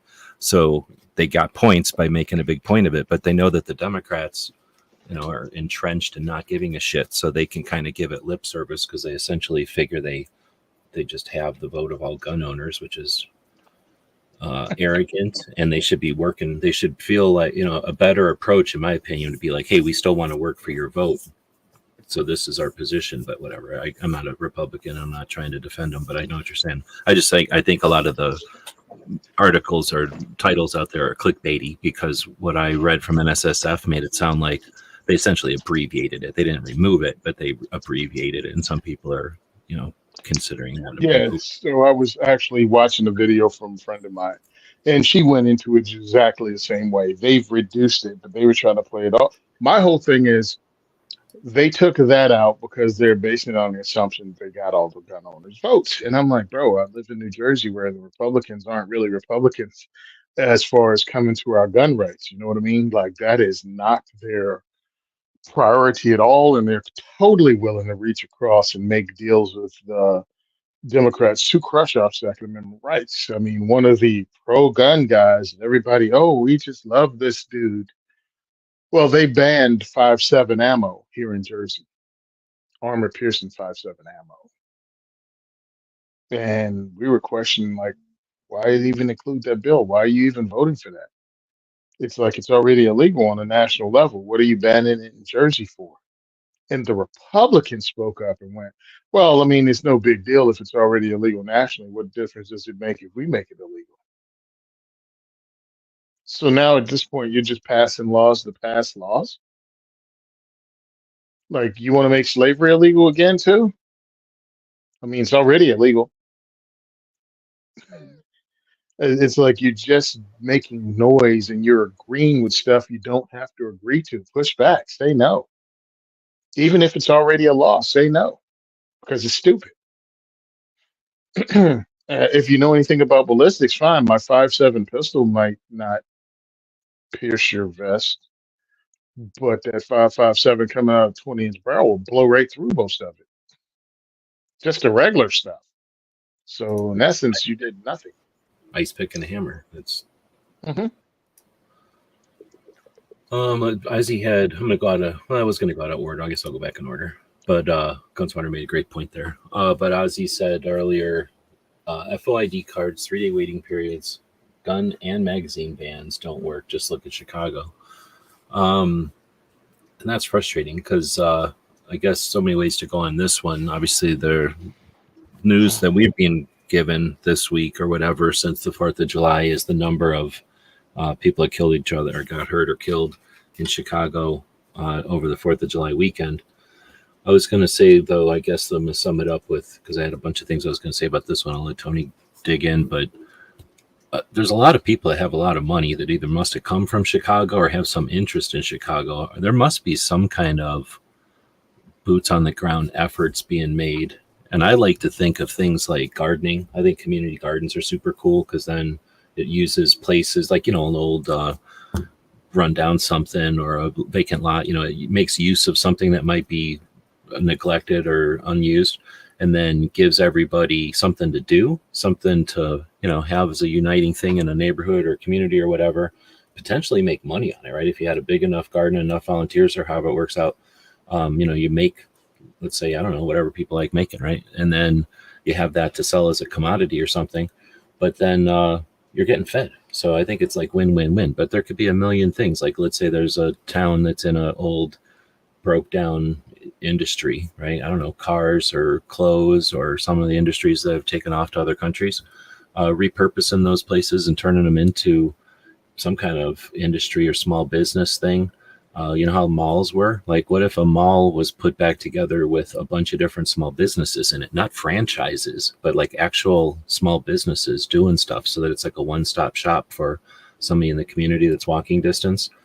Like, I'm just throwing shit out there. I'm assuming there's, I don't remember whichever president said million points of light. Like, that was a focus on all the different boots on the ground little projects that are happening. What would the world be like if instead of bitching about all these things that like bother us or slight inconveniences that are annoying or like we get all offended by, what if we were focused on these things? What if the TV shows were like the organizations that are getting the most reach or that have had the most effect or that need the most help or that have the most potential, and some kind of a list of that stuff? Because we complain about all the losses all the time, but what the hell's happening? Chicago's a big place, all the other cities are big places. There must be all kinds of awesome stuff happening. Anyway, that was just my little rant. I know that we have to get our kind of satisfaction. I don't know, like our back and forth with the antis who will use suicides and hold them up as if gun owners are responsible for that. And, we're trying to say, hey, look where your gun law's at when these people needed them or, needed your help. Where were you, hiding behind gun laws? And I did see conflicting stuff, but I saw an actual footage of the mayor of Chicago saying essentially like, I'm different than other mayors because I'm bringing out all the resources of the city of Chicago right away. But then he also said to solve this gun problem. And I'm like, yeah. One, governor of Chicago, just like the last governor of Chicago. Oh, excuse me, mayor. Mayor, yeah, sorry. Yeah, they're clowns. They have a political outlook, and The they last will one was ignore it. weird. This guy seems young, but I don't know nothing about this guy. She seemed weird though. Like she seemed like just angry and like I'm gonna do stuff because people pick on me. Oh well, he's a lying sack of crap too. I watched Nate the lawyer. He has a channel. Obviously, Nate's a lawyer, and he does a lot of stuff in Chicago. Talks about Chicago a lot, and has different takes. And a lot of it brings up. I think his name is like Brandon something. I think is the mayor of Chicago. Um, and the town's kind of tired of him. He's done this whole thing with the illegals coming in and not having places to live. They allowed them to move into police precincts. So now to go into a police precinct, you have illegal immigrants with no place to live, sleeping on the floor in the police precincts. He's lost his mind, and he's not very popular anymore. And mainly because he doesn't solve problems, he keeps pushing policy. And that's what's going on and why he brought up the gun control thing. You had over 100 people shot in your city on a 4-day weekend, bro. It's not a gun problem because it only happened there, and it didn't happen in surrounding states that you say all the guns in Chicago come from. What did they give them? All the guns in Chicago and nobody keeps one in the surrounding states? Just the violent guns. Yeah. Like there's not much thought put into that concept for sure. No scrutiny, right? Like no one is really saying, No. How do you say this again? Like why are you saying this? For just what you said? But anyway, I'll shut up. Yeah. So Brandon, Black Brandon, in Chicago is not very popular. He'll say whatever he has to say, and again, like what was Obama's whatever his name, and he was the mayor of Chicago for a little bit. Emmanuel, right? Yeah. Never let a tragedy go to waste. So these 100 people shot and however many people killed still used to push your gun control message, even though it's a failure of your government on every level that allowed this to happen. Still bang the drums for gun control because that's the clip that the pro gun control media will play. They will continually don't not talk about the failure of government on every level that allowed the gang shootings to happen because most of it is gang shootings. They won't keep criminal elements locked up that allow them to victimize others. All of this is the failure. Every mass shooting is the failure of government. And what happened in Chicago all the time is the failure of government, but they will not point that out. They will always blame guns. It's easier, and they get paid to do it. So that's what we have to point out when we actually have conversations. So I don't like to Oh. just generically blame cops or whatever, because a lot of people, that's their crutch. Like, oh, I'm just going to blame the cops because it's easy. Like, it's always their fault. Like, the cops should have done it. Oh, But whenever I hear about the keep people in jail stuff, we've got a lot of people out of jail right now, from what I understand. And I haven't had a chance to look at this. I'm just taking this. Is it an assumption, or it's from listening to people, mostly on these military interview shows? But somebody will say something, and I got the impression that our jails aren't bursting at the seams right now, that we're doing pretty good at having like normal capacity, 80% capacity in a lot of the jails. And for a while there, we were busting at the seams. Was that not true? Oh, no. We're down significantly because it's not the cops. Oh, police are not in charge of keeping anyone in jail. People are wrong with that one. Just because they basically either the drug stuff or whatever. But I think it's mostly, I'm assuming it's mostly the drug stuff, that it's real hard to keep somebody in jail for their parole or whatever thing comes up. And they're like, well, I'm accused of doing something that's now recreationally legal in this state. So I'm assuming they're like, yeah, sorry to have you here so long. Go home. Is it not that? I mean, these isn't No, the it's not majority of that? Oh, okay. No, it's not that. They're allowing violent criminals to stay out of jail. Well, I mean, stay out of prison. I know there's that aspect too, but I'm just saying, how many violent criminals like are there? Like, I thought your jails were mostly full of drug issues. No. They have some drug people in there, yes, and people want to concentrate on those. But those drug people aren't the ones that are committing the violent crime that we have the issue with, and those are the people we have the issue with that you're letting out. Who cares about non-violent drug offenders, especially if they come out clean and they have programs to help them? Yeah, but you're not doing anything or whatever. They're helping the world. No, I know that there's the violent. I'm just saying. I thought like if they release 30% of the prisoners, I figure like 10% are the violent ones. The majority of them are the just. No, they let out about violence. Oh, they just cut dudes loose from our prison in the same effing weekend. You should have seen them running around like chickens with their head cut off, because they're like, oh, these people are due to get out in the next like year, 18 months or whatever, and we're letting them out this weekend. The fuck? So if somebody got out a year early, I mean, I don't know. I haven't done any. Whatever I was getting at though. It's not that it's one person. It's you just cut 1,500 people loose in a weekend. And let's say only 10% of them were violent criminals that just wanted to cause chaos. Well, that's 150 people on a weekend. Yeah, exactly. And that's the issue. It's like everything is not the same when you cut people loose, and they don't care because they wanted to get that population down. Oh, look what we did for your community. Wait a minute, whose community are you talking to? Because these people just came and victimized the people in their community. That's why they were away, and everybody was happy they were gone. Like, no one ever brings that up. It was like, who are these people victimizing and what community did they come from? And I'm talking violent criminals. The drug thing is ridiculous. And what do you call that? Prohibition just doesn't work. And, well, it's proven by the fact that drugs won the drug war. Congratulations, drugs. Saying it a lot with the Chevron thing. I just don't remember the word, but the kind of law. Chevron deference. Right, but I mean the thing that goes, this is a law because we said so versus this is a law because everybody knows it's a bad thing. Like murder, everybody knows is a bad thing. But like speeding is we made up speeding because it's this speed limit here, that speed limit here, but it's arbitrary. I forget, there's a name for that. But yeah, I can see that people who've broken those kind of laws, like, okay, let them go because we need to save money or whatever. I mean, that's what the prisons are for, is the violent ones. I forgot what I was going to even say. I was just going to say something effect of, I forget what I was going to say, but I was going to address something about the prisons, but we got off on a good tangent there. So, but I'm going to kind of reel it in so we don't go 3 hours. Mike Wade is saying, on me, they have up to 30 days to check. Oh, when we were talking about the background check, it's a background check on him, not the gun. And then okay.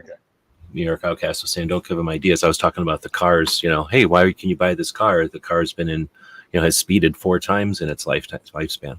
That would be a whole nother topic topic that hopefully will seed people out there. Because back in the day, there used to be a lot of live chats. People would just host live rooms and people would jump in and have these conversations.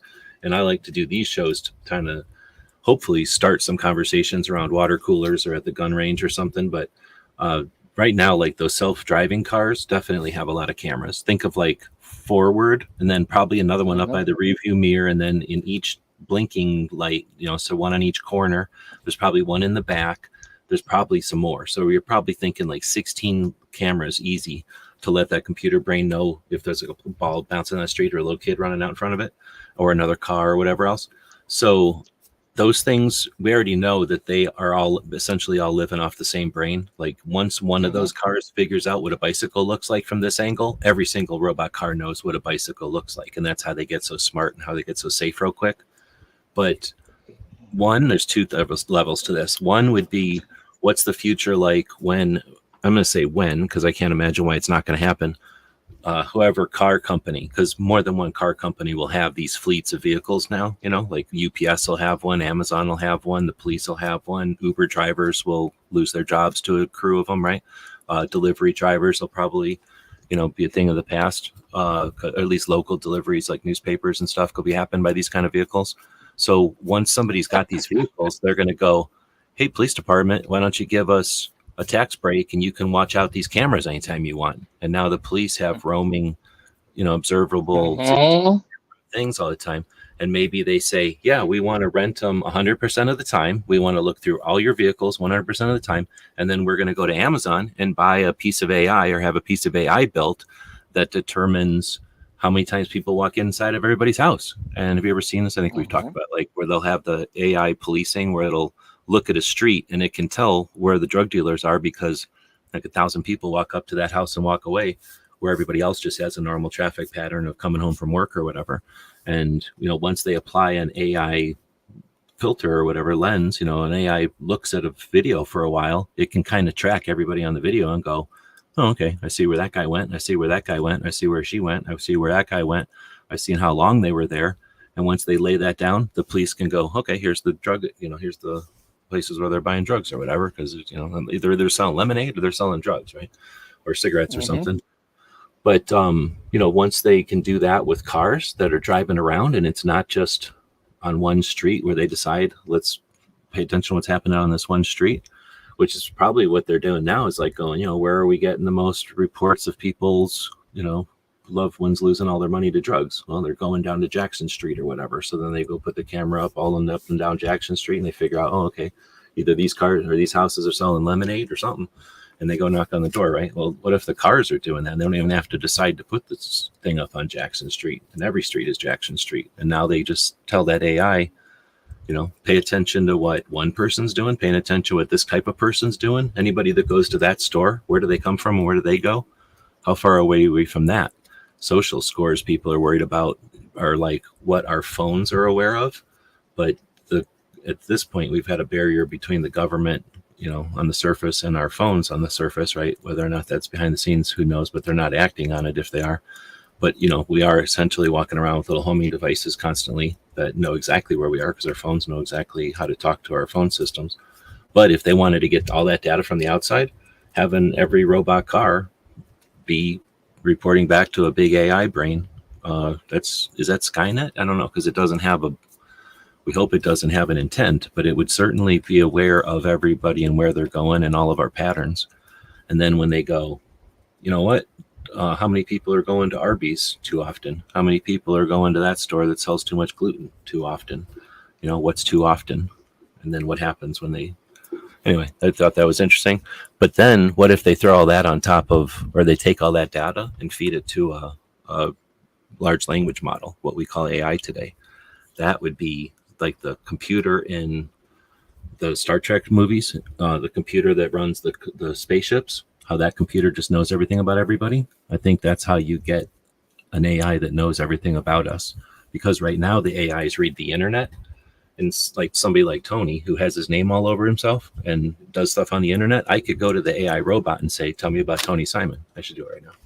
And it would do that, right? It would tell me about you because you do stuff on the internet.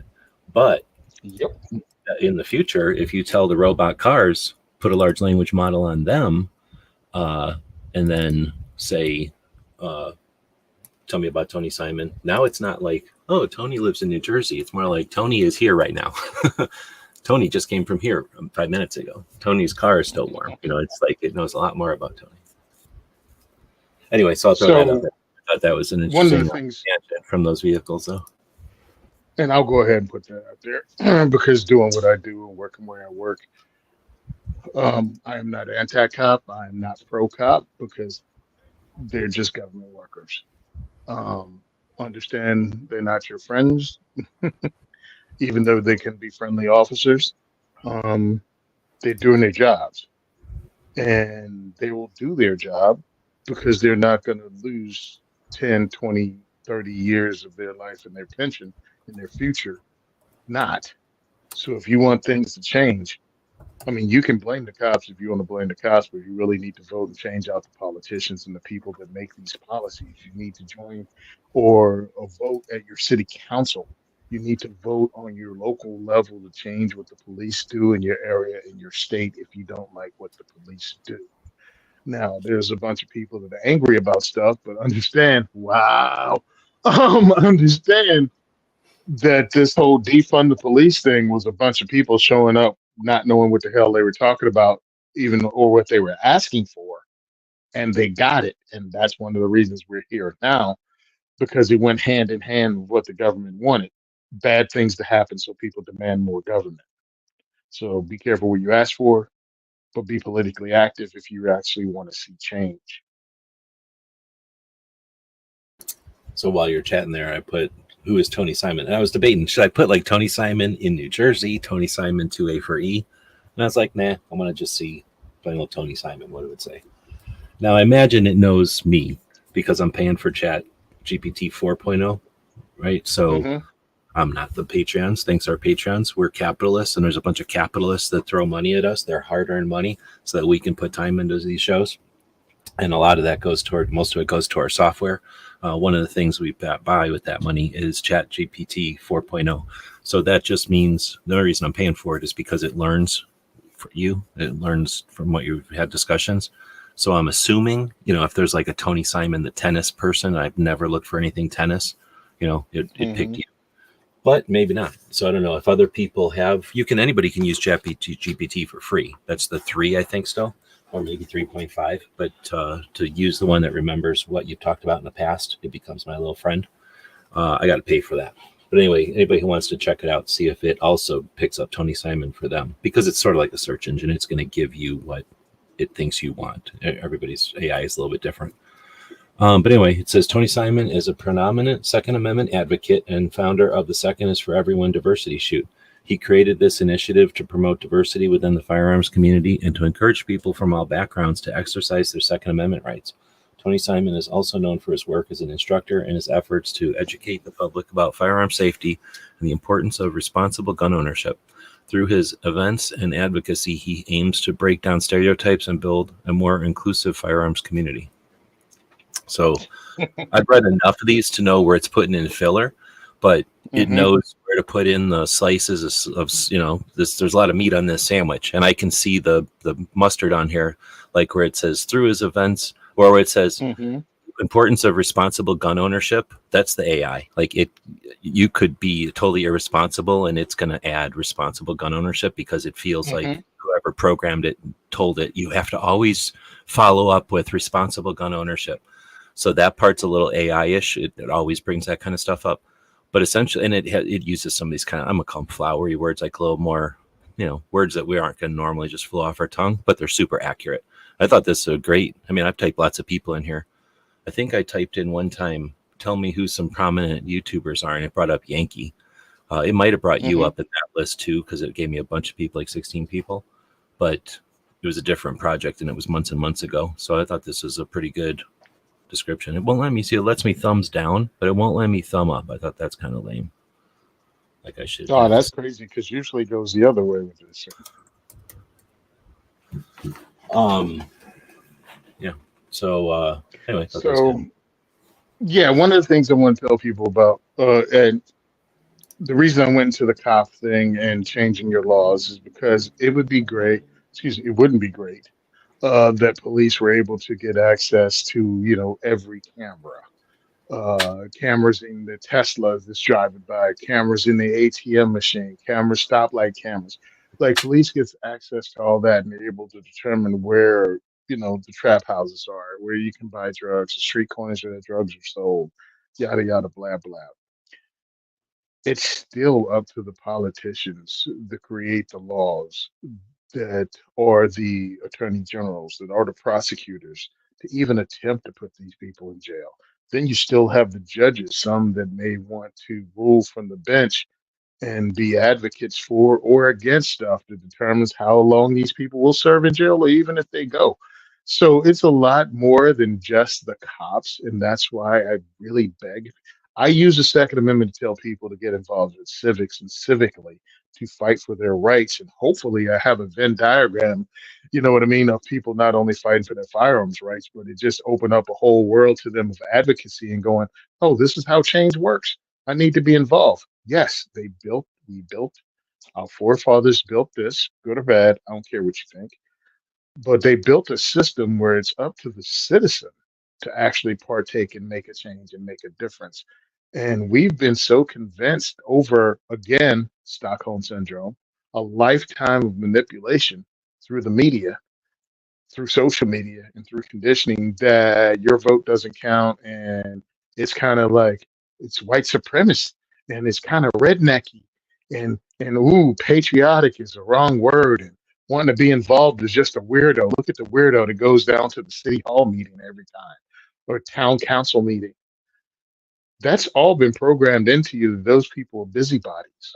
Well, those people used to be called patriots. This used to be what they did before, two family house, two income households were a necessity, and your kids had 37 things to do after school, not only go to school.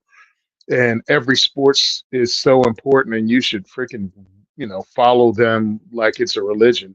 Like a lot of stuff that we've been given is turned into a distraction and has pulled you away from your something was called civic duty. And we've allowed these politicians from both sides to kind of take control. And again, the Republicans don't have to work for the Second Amendment vote because they assume every gun owner that wants to keep owning guns is going to vote for them. Democrats just assume every person of color living in the urban environment is going to vote for them.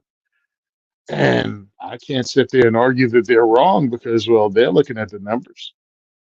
They see it. And I'm like, well, we should all, regardless of where you come from, what you own, or what you do, make them earn your vote, not just assume that they have it. And one of the things you can do is actually show up to these meetings and hear what they're saying and doing. Do you agree with it? Well, if you don't agree with it, say something. I've working the election polls. I've told people this over and over again, and new people hear it all the time. Trenton has 250,000 people in it, 225. Their city hall has 50 seats in it for city hall meetings. I was there. The back 3 rows are benches. They have dust bunnies and cobwebs in it. No one sits in them. You can't fill a room up at a city hall meeting in the city. It's almost 250,000 people. That's how few people participate in local politics. We need to change that. If you want a voice, you need to exercise that voice. You can't just sit on the computer going, somebody needs to do something. We need to do something. And it'll scare the hell out of them.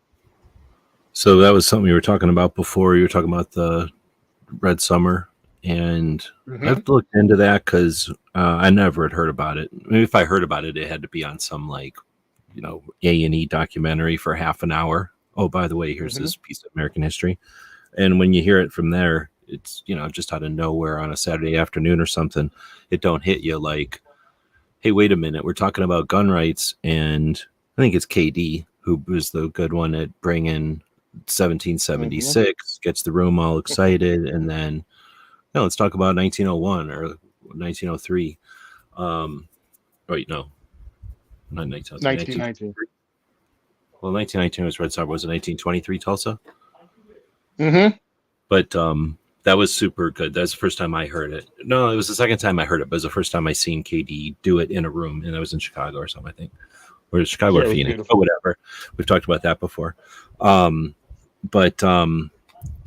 It wasn't until I actually started opening up, because it's just like when you live in a different state, you don't think about what's going on to people in another state. If you don't get taught about it when you're a kid, we don't think about it. If it's not in your face, you don't think about 1776 isn't a rally cry for half the country.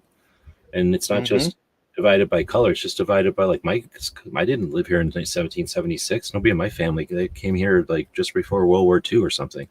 And that's a chunk of the country. Like very few people were even here since those olden days. And the people that were truly here are probably on reservations dealing with all kinds of issues, right? Or the descendants are dealing with all kinds of issues. So we definitely have a lot of, I'm going to say just chaos, because I always say the world wars, they take out countries, they take out communities, they take out everything. But our system of government lasted through 2 of them. We're not the only one, but we certainly have that to our credit. And we had different pulls on the country because of the way our country is. We didn't have just like a king or queen that said this is how it's going to be, and like most of the people were like yes sir or ma'am, right? That wasn't definitely the way it was. But then we also had the Civil War, which is easy to not pay attention to or take for granted, but our government went right on through the middle of that. So if anything's going to shake our foundational supports apart or like rattle the bones of it and take it to nothing, it would be that. But just like anything that's alive and growing, it got stronger, and we got better at certain things. And obviously everything, the Indian Wars, slavery, diseases, technology, would a kingdom or would a fascist state be able to handle with the technology boom? Would it even have created the technology boom? They'd have been satisfied. We've never been satisfied at anything. So we constantly evolve, right? And when there was a challenge, we jumped entrepreneurially to address it. And that's probably what created the whole, not just industrial revolution, but then whatever you call going to space and technology and all that kind of stuff.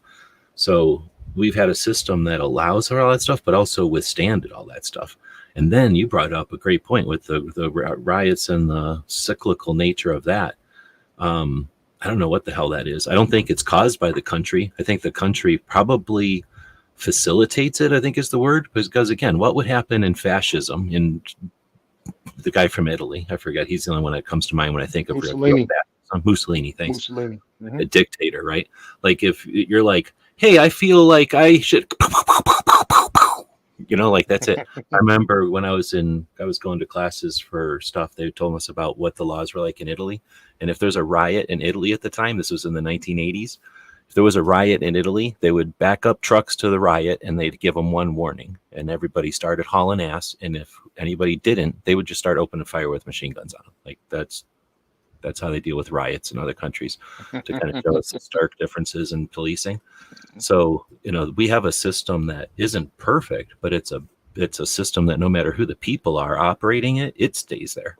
The people get taken down and moved and shuffled, right? And the priorities change and the circumstances of the world have been different. But I think our system is the good part, and all you have to do is participate. So then to what Tony was just talking about, with so few people showing up to these events, that's also not just like you. It's not like, I don't disagree that it's important, especially in states where there's a lot at risk right now, and stuff to be taken back, rights to be getting regained. So that fight is important, but there's also resistance in other states. But because these rooms are so empty, it only takes 2 or 3 people to show up and be an influence, and now it's going the right way again. And because the system is so solid that most people don't give a shit. They're not like assholes. Most people just don't give a shit because it's so solid and it doesn't affect them. And I'm okay with that. Like, I don't care. I like it if most people didn't think about guns, because they don't give a shit. Because then they're not buying all the guns from the gun shop from us, and they're not wasting all our bullets. There are only so many bullets, So if there were no new gun owners, I'd be all right. As long as the other people leave us alone. That's all we really want, right? I don't need everybody to buy a gun. I just want everybody to leave me alone. So I think that's a part of it too, that, some of the times when they win, it's because they had like 15 people show up, or maybe 6 people more than the other side showed up. So sometimes it only takes 10 people making the decision to show up to have things going our way for quite a while, right? Because then it takes them getting their side all rallied up to show up and change it the other way.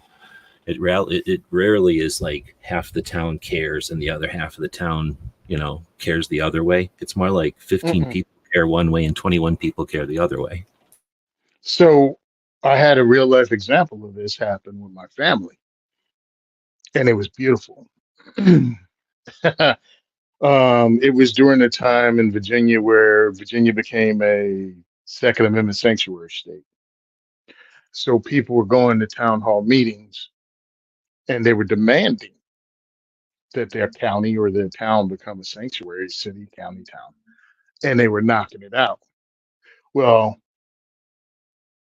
that's cool and all, but it doesn't mean really a damn thing. It's more symbolic. Well, some things came up with the school system, and my family was like, you know what? Everybody's going down for this sanctuary thing. Let's go down and talk about the school system thing. And they went to the school board meeting. I come from a large family. 15 of my family members showed up at the school board meeting and swayed the entire thing because they were like, who are these people? Where do they come from? And then they tried to attack them as, well, you're just one family trying to change everything. And they were like, well, we're here to vote. We're here to make a difference. Does it make any difference who we are or where we come from? Because we're concerned about every child that goes to school in the school district. And they had nothing to counter it. And it's like, 15 people can actually change a school board election, right? 50, I worked the school board election, 25 people voted the entire day. Do you know what 15 people doing shows That's up does? It's like 3 votes for this, 2 against, like 1 here and 3 there, like 7 here and Uh-huh. 6 here, right? Yeah. Yeah. So I'm like, local politics, what is it? All politics are local? I looked that up because I thought it was a saying from like the 70s, and then I felt maybe it's the 30s. Mm-mm. It was from like Roman days. Oh shit. Yeah, yeah. If you look it up and go down the rabbit hole, it pretty much goes to the almost beginning of organized politics. It's important. We need to participate if we want to make a difference as gun people, because that's the way we paint ourselves sometimes. But if we want to make a difference, we got to do it on the local level. They convince us every 4 years to come out and almost fist fight over who's going to be the president. Uh-uh. Show up at the primary next year and dictate who's going to be on your town council, who's going to run for Senate in your state Senate or state assembly. That's where you make that change, and you don't have to show up in a lot of numbers to do it. If you want to make that change, get your crap together, get your Second Amendment organizations together, and you can put forth a candidate like Rebecca Schmoy, who I talked to this morning, um, out in Kansas in the 59th district there, that ran and won. And she's 100% pro gun because, well, she started 1 million moms against gun control. And she also is with the DC Project, which is now Women for Gun Rights. She got in because she'd already put in the work by showing up locally, and the Republican Party knew who she was. So when the Republican assembly person stepped down without warning, and she went, well, who the heck am I going to talk to when I come, when I go down whatever the heck the capital of Kansas is, and go to talk to the representative for my district? Who am I going to speak to? And they went, you want to run?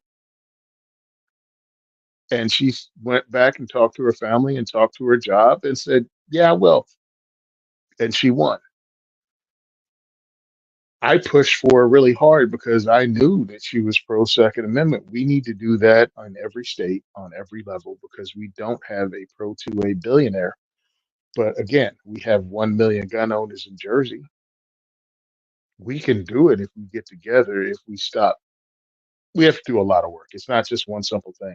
But gatekeeping is one of the things that stops it from happening because you don't want to work with those people who insert those people. We can't do that. We can't go, we only want this political party because political parties will let you down. They're still politicians. We have work to do, but it's entirely possible to do it because we've done it before, like you pointed out when they tried to ban green tips. We can get together as firearms owners and shift and make a change. We scared the crap out of them after They passed the assault weapons ban on a national level.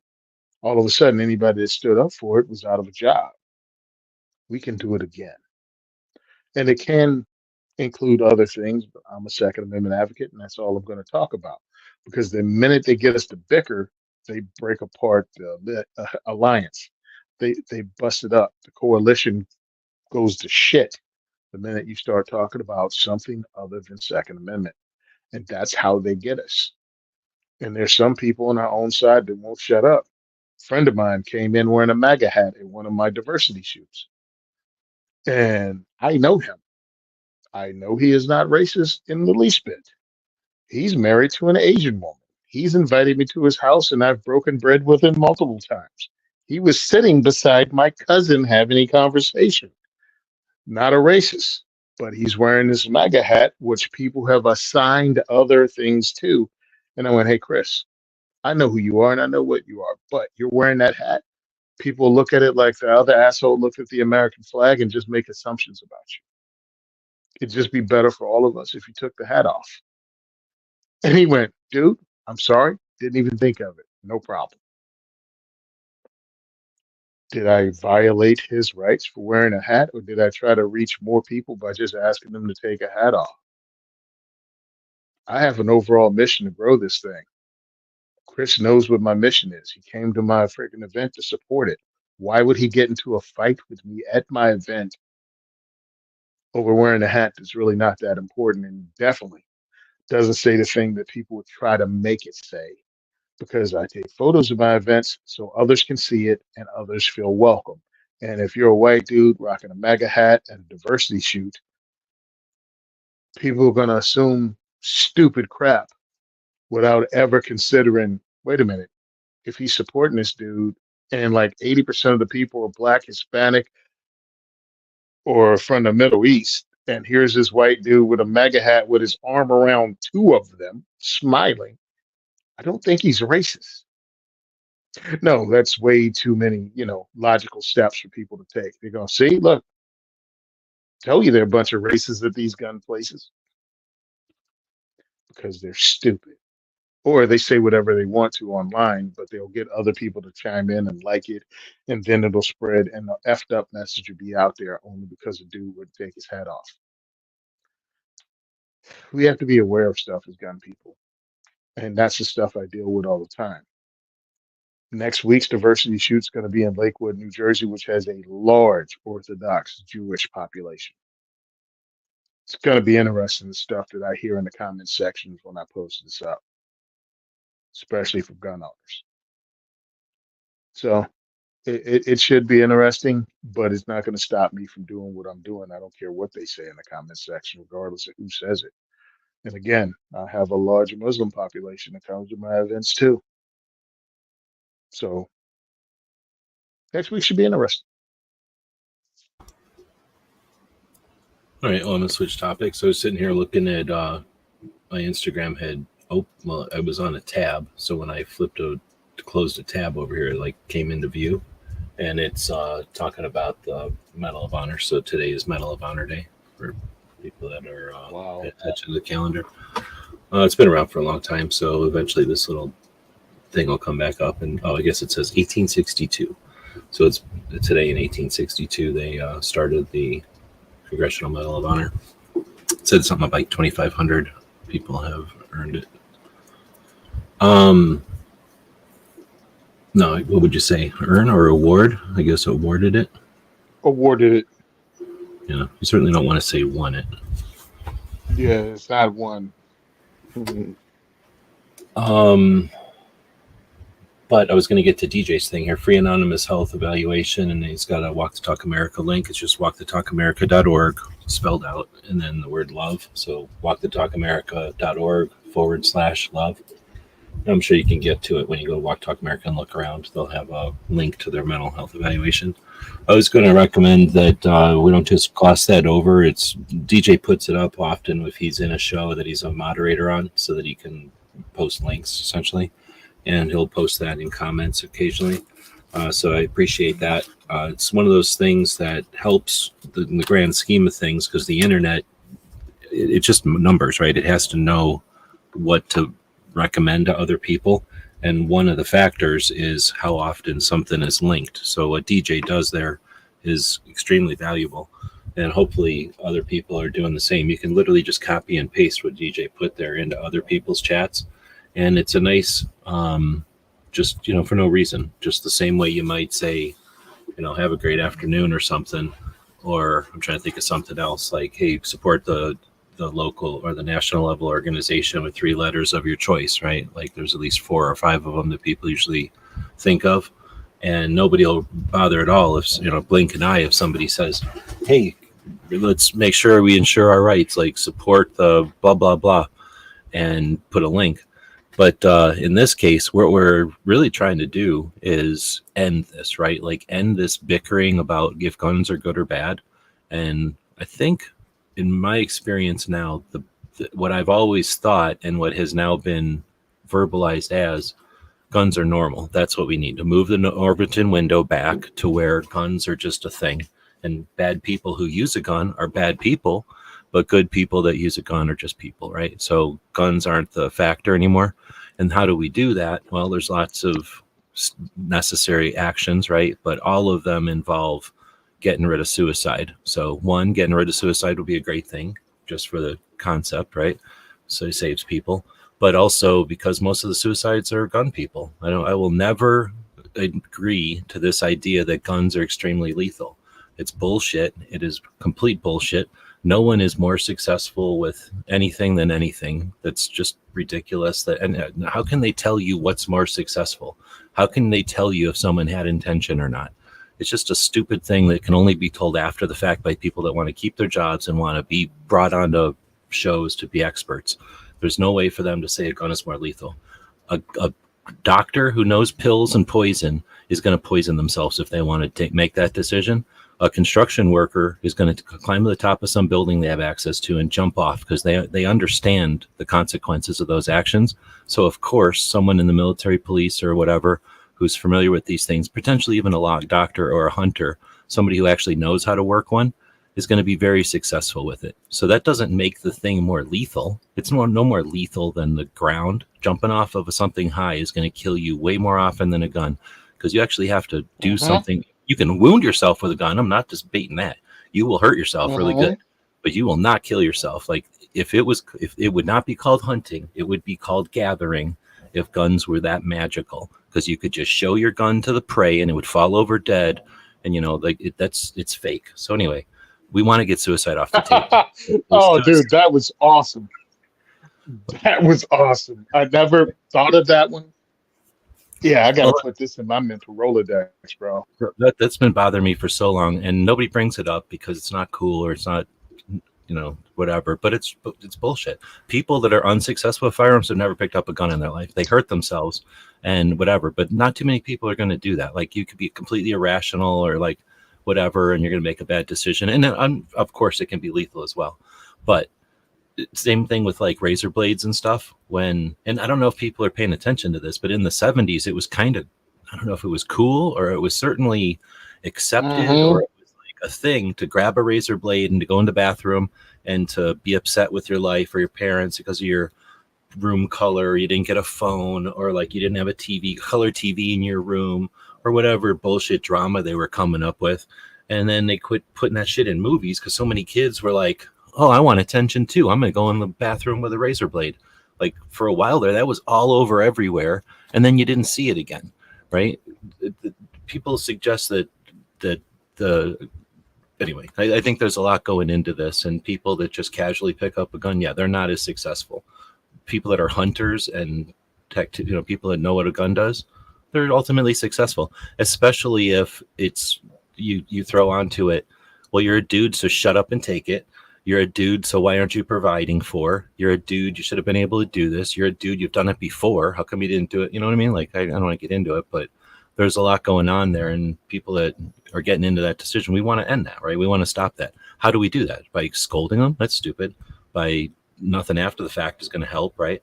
So one way is, I think, that is rational. One way that we can actually do something about this is normalize the conversations about mental health. And I think the military has done an amazing job at this, like seriously an amazing job. And I suspect other industries are, I just don't pay attention. But I'm trying to think, like, there's probably construction jobs where people are getting traumatic brain injuries and are just getting destroyed physically by their job. I'm sure there's probably some industries where you get destroyed chemically, dealing with noxious shit. You know, think of all the airplanes and jets and things that get cleaned with noxious shit. If anybody's actually done any real work in their life, they know how fucked up people can get just working. How's this one? If you drank water on Cap Lejeune between the years of 1950 and 1988, there you go.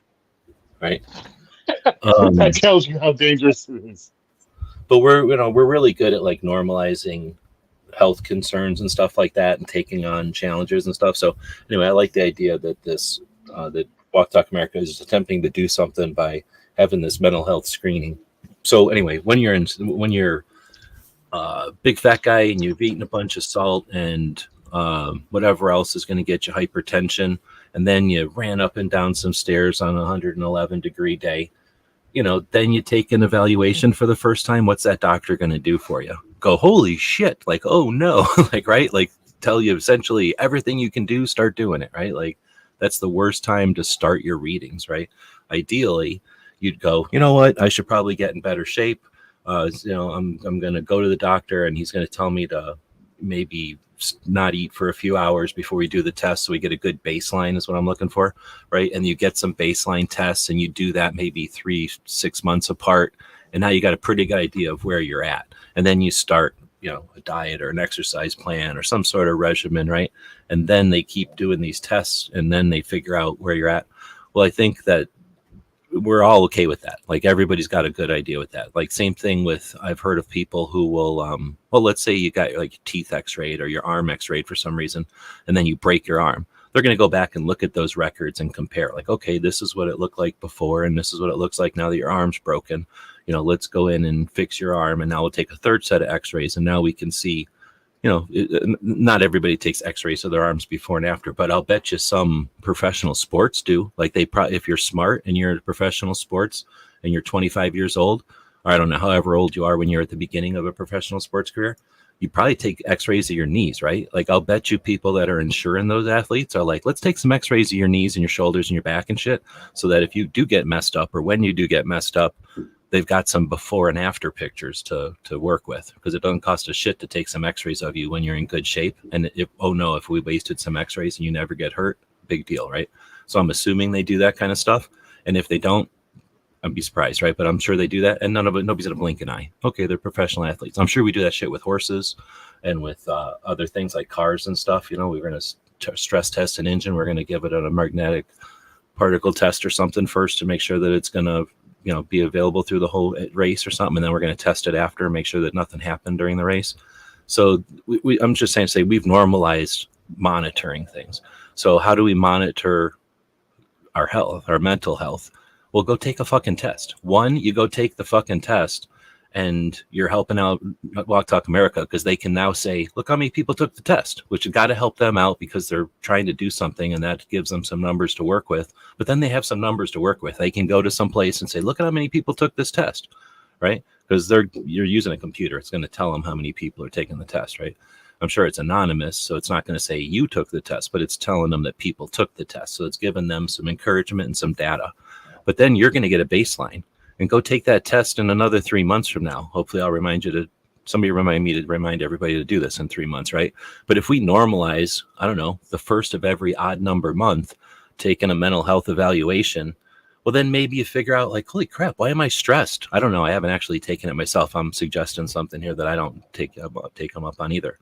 I think I did take it once, though. So I do have some idea of what this thing is, if it's the same. It's essentially just some questions, you know, how are you feeling, this kind of thing.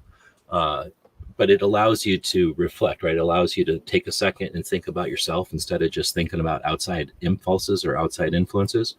And every once in a while, you can get some kind of feedback, like, oh crap, like, wait a minute, I do have a soreness in my back, and I am, you know, going down some kind of spiral road. If I took some aspirin and took a break and, you know, slept for 7 hours or something extra, maybe that would go away and I could get back on track. And I'm just trying to throw some scenarios out there where this could be a useful thing. I don't care even if it's not useful. Normalizing it, getting people out there. Maybe it's not useful for you, but what if it's useful for 10 other people? And by us talking about it, we're eventually reaching 7 of those 10 people. So I'll shut up for a minute, but that's all I wanted to spin off on this. I've been paying more attention since they've been doing the lives right at a time when I'm able to watch them on each week. And I've always liked what they're doing, but I'm impressed with the number of strategies that they're taking. Yeah, well, to have friends of mine in this fight that won't get attention from mainstream media, the same mainstream media that wants to use suicide deaths to help ban firearms. But meanwhile, you have Walk Talk America, you have Hold My Guns, you have others, including Rob Pinkerton, the thing that he was doing for a while with the pledge about being safe with firearms. I got to download that again to actually get people to say it would be at the event, because it was kind of pretty cool. Some people wanted to say it was goofy, but I thought it was cool. Saying a pledge that you're going to be a responsible gun owner and not going to harm yourself or others with it. You know what I mean? I don't know if you saw that ever or not. Well, here's the thing. If it's goofy, if that was told to you when you're 6 or 7 or 4, or whenever they first started letting you play with guns or go to the range or whatever you want to say, but it's to act like we didn't all get that message. That's true, right? So my whole thing is, there are people out there fighting a good fight. You hear about, it's not controversial. It's not controversial, and then firearms owners like ourselves just take it for granted. And it's like, how difficult it is to actually be seen on the national stage, to get a good out there from us.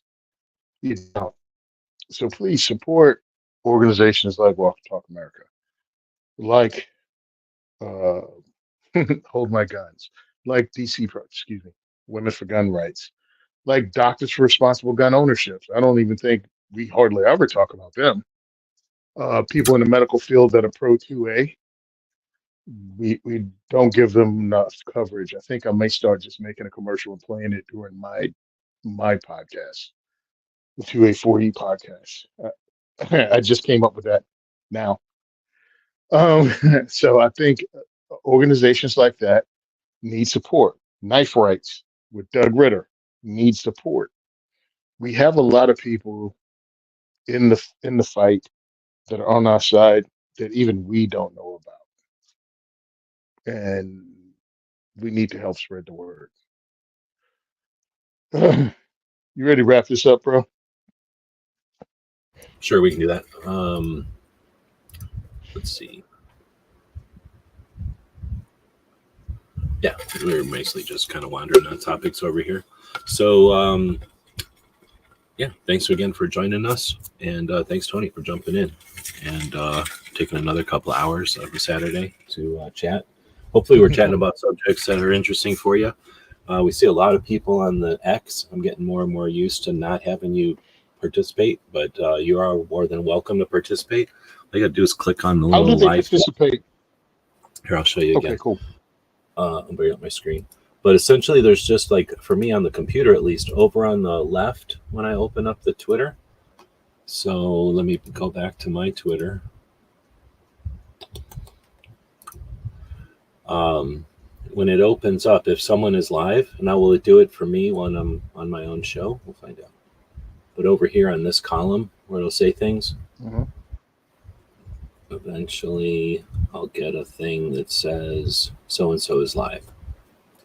It might not be showing me because on my own show. So let me flip to my other channel.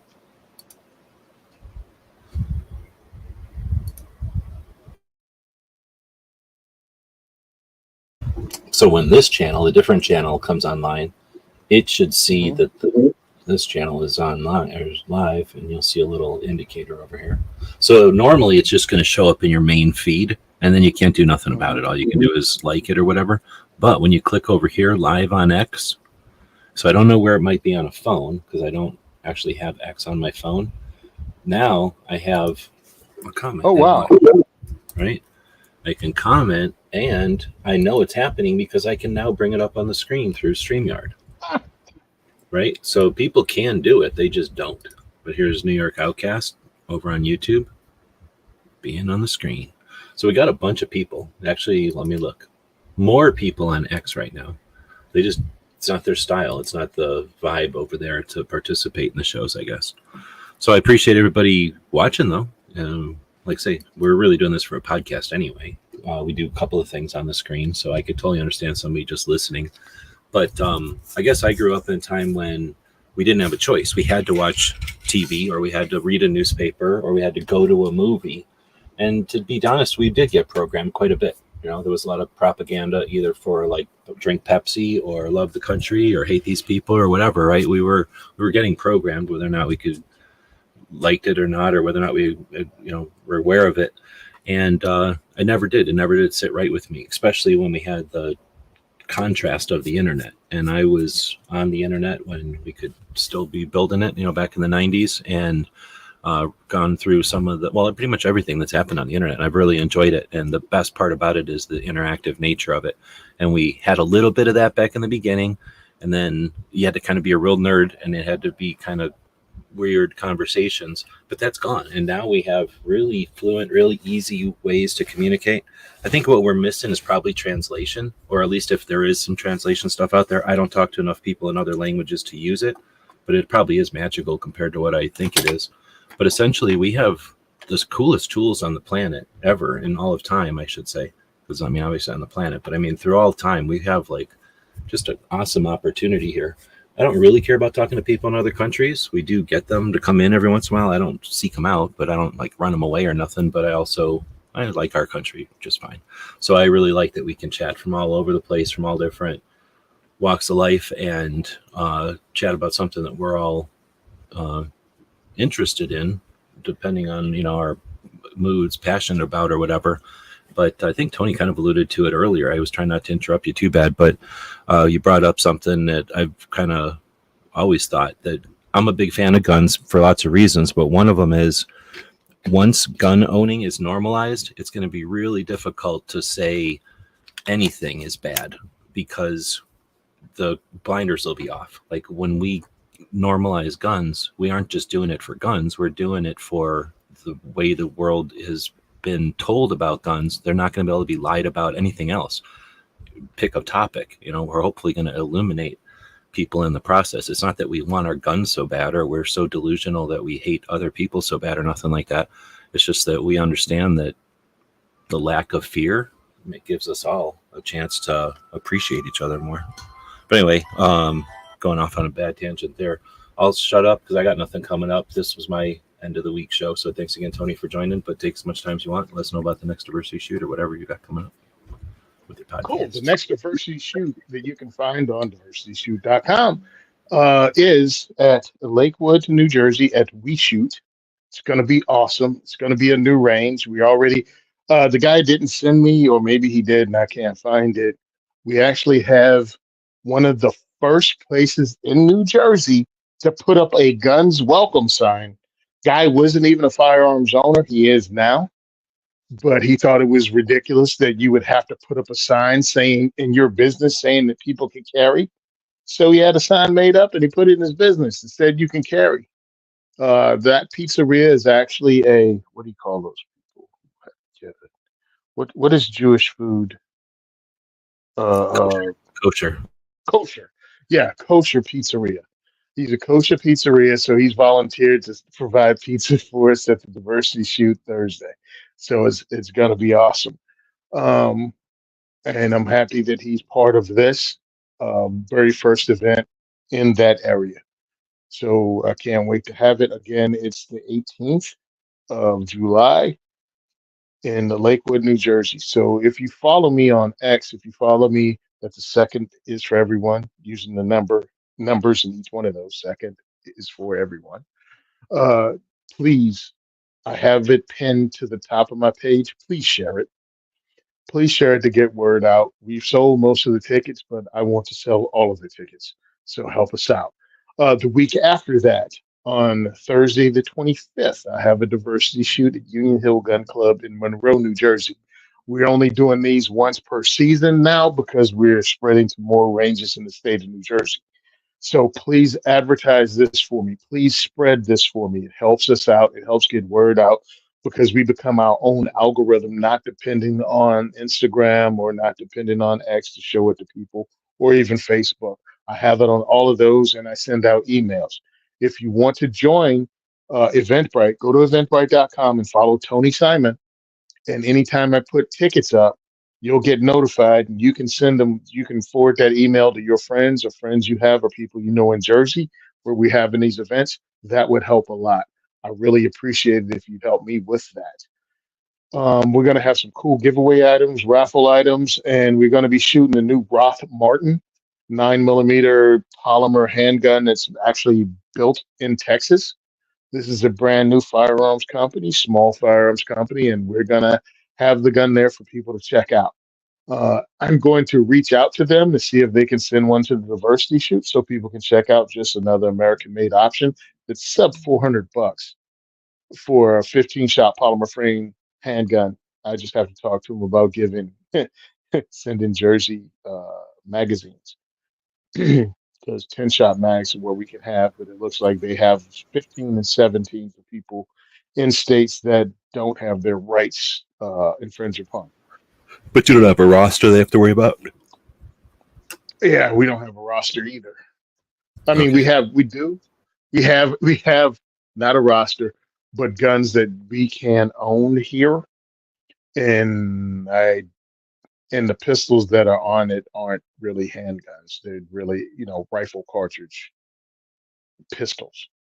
AR pistols. So, yeah, pretty much AR pistols, AK, Dracos, all that stuff. We can't have them here. They have to weigh under 50 ounces and have no barrel shroud or handguard, things normal people call them. So if you want to help us out, cool.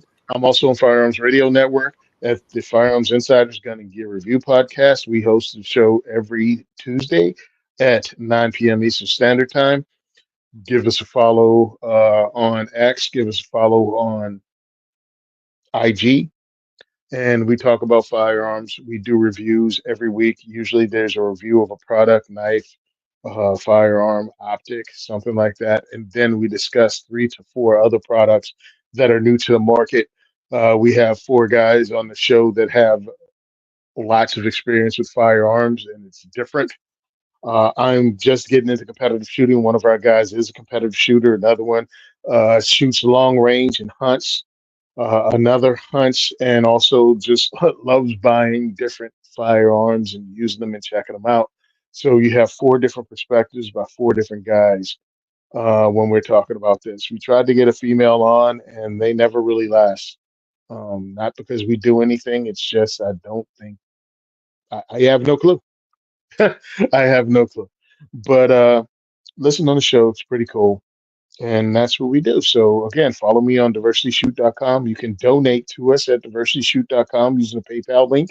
You can also join our Patreon, and you can donate using Cash App and Venmo. If you can't figure out how to do it, email me at tony@diversityshoot.com, and I'll help you out, helping me out. So I really appreciate it. Thank you for allowing me on the show. I know it took a long time to get all that out, but please share it if you can. Well, thanks again for doing it all. It takes a while to say it, but it takes even more to devote the time organizing them and then accomplishing them and then facilitating the next ones. I was thinking as you were chatting, I guess we're chatting again, that I'm always curious because I don't see enough of the pizzas.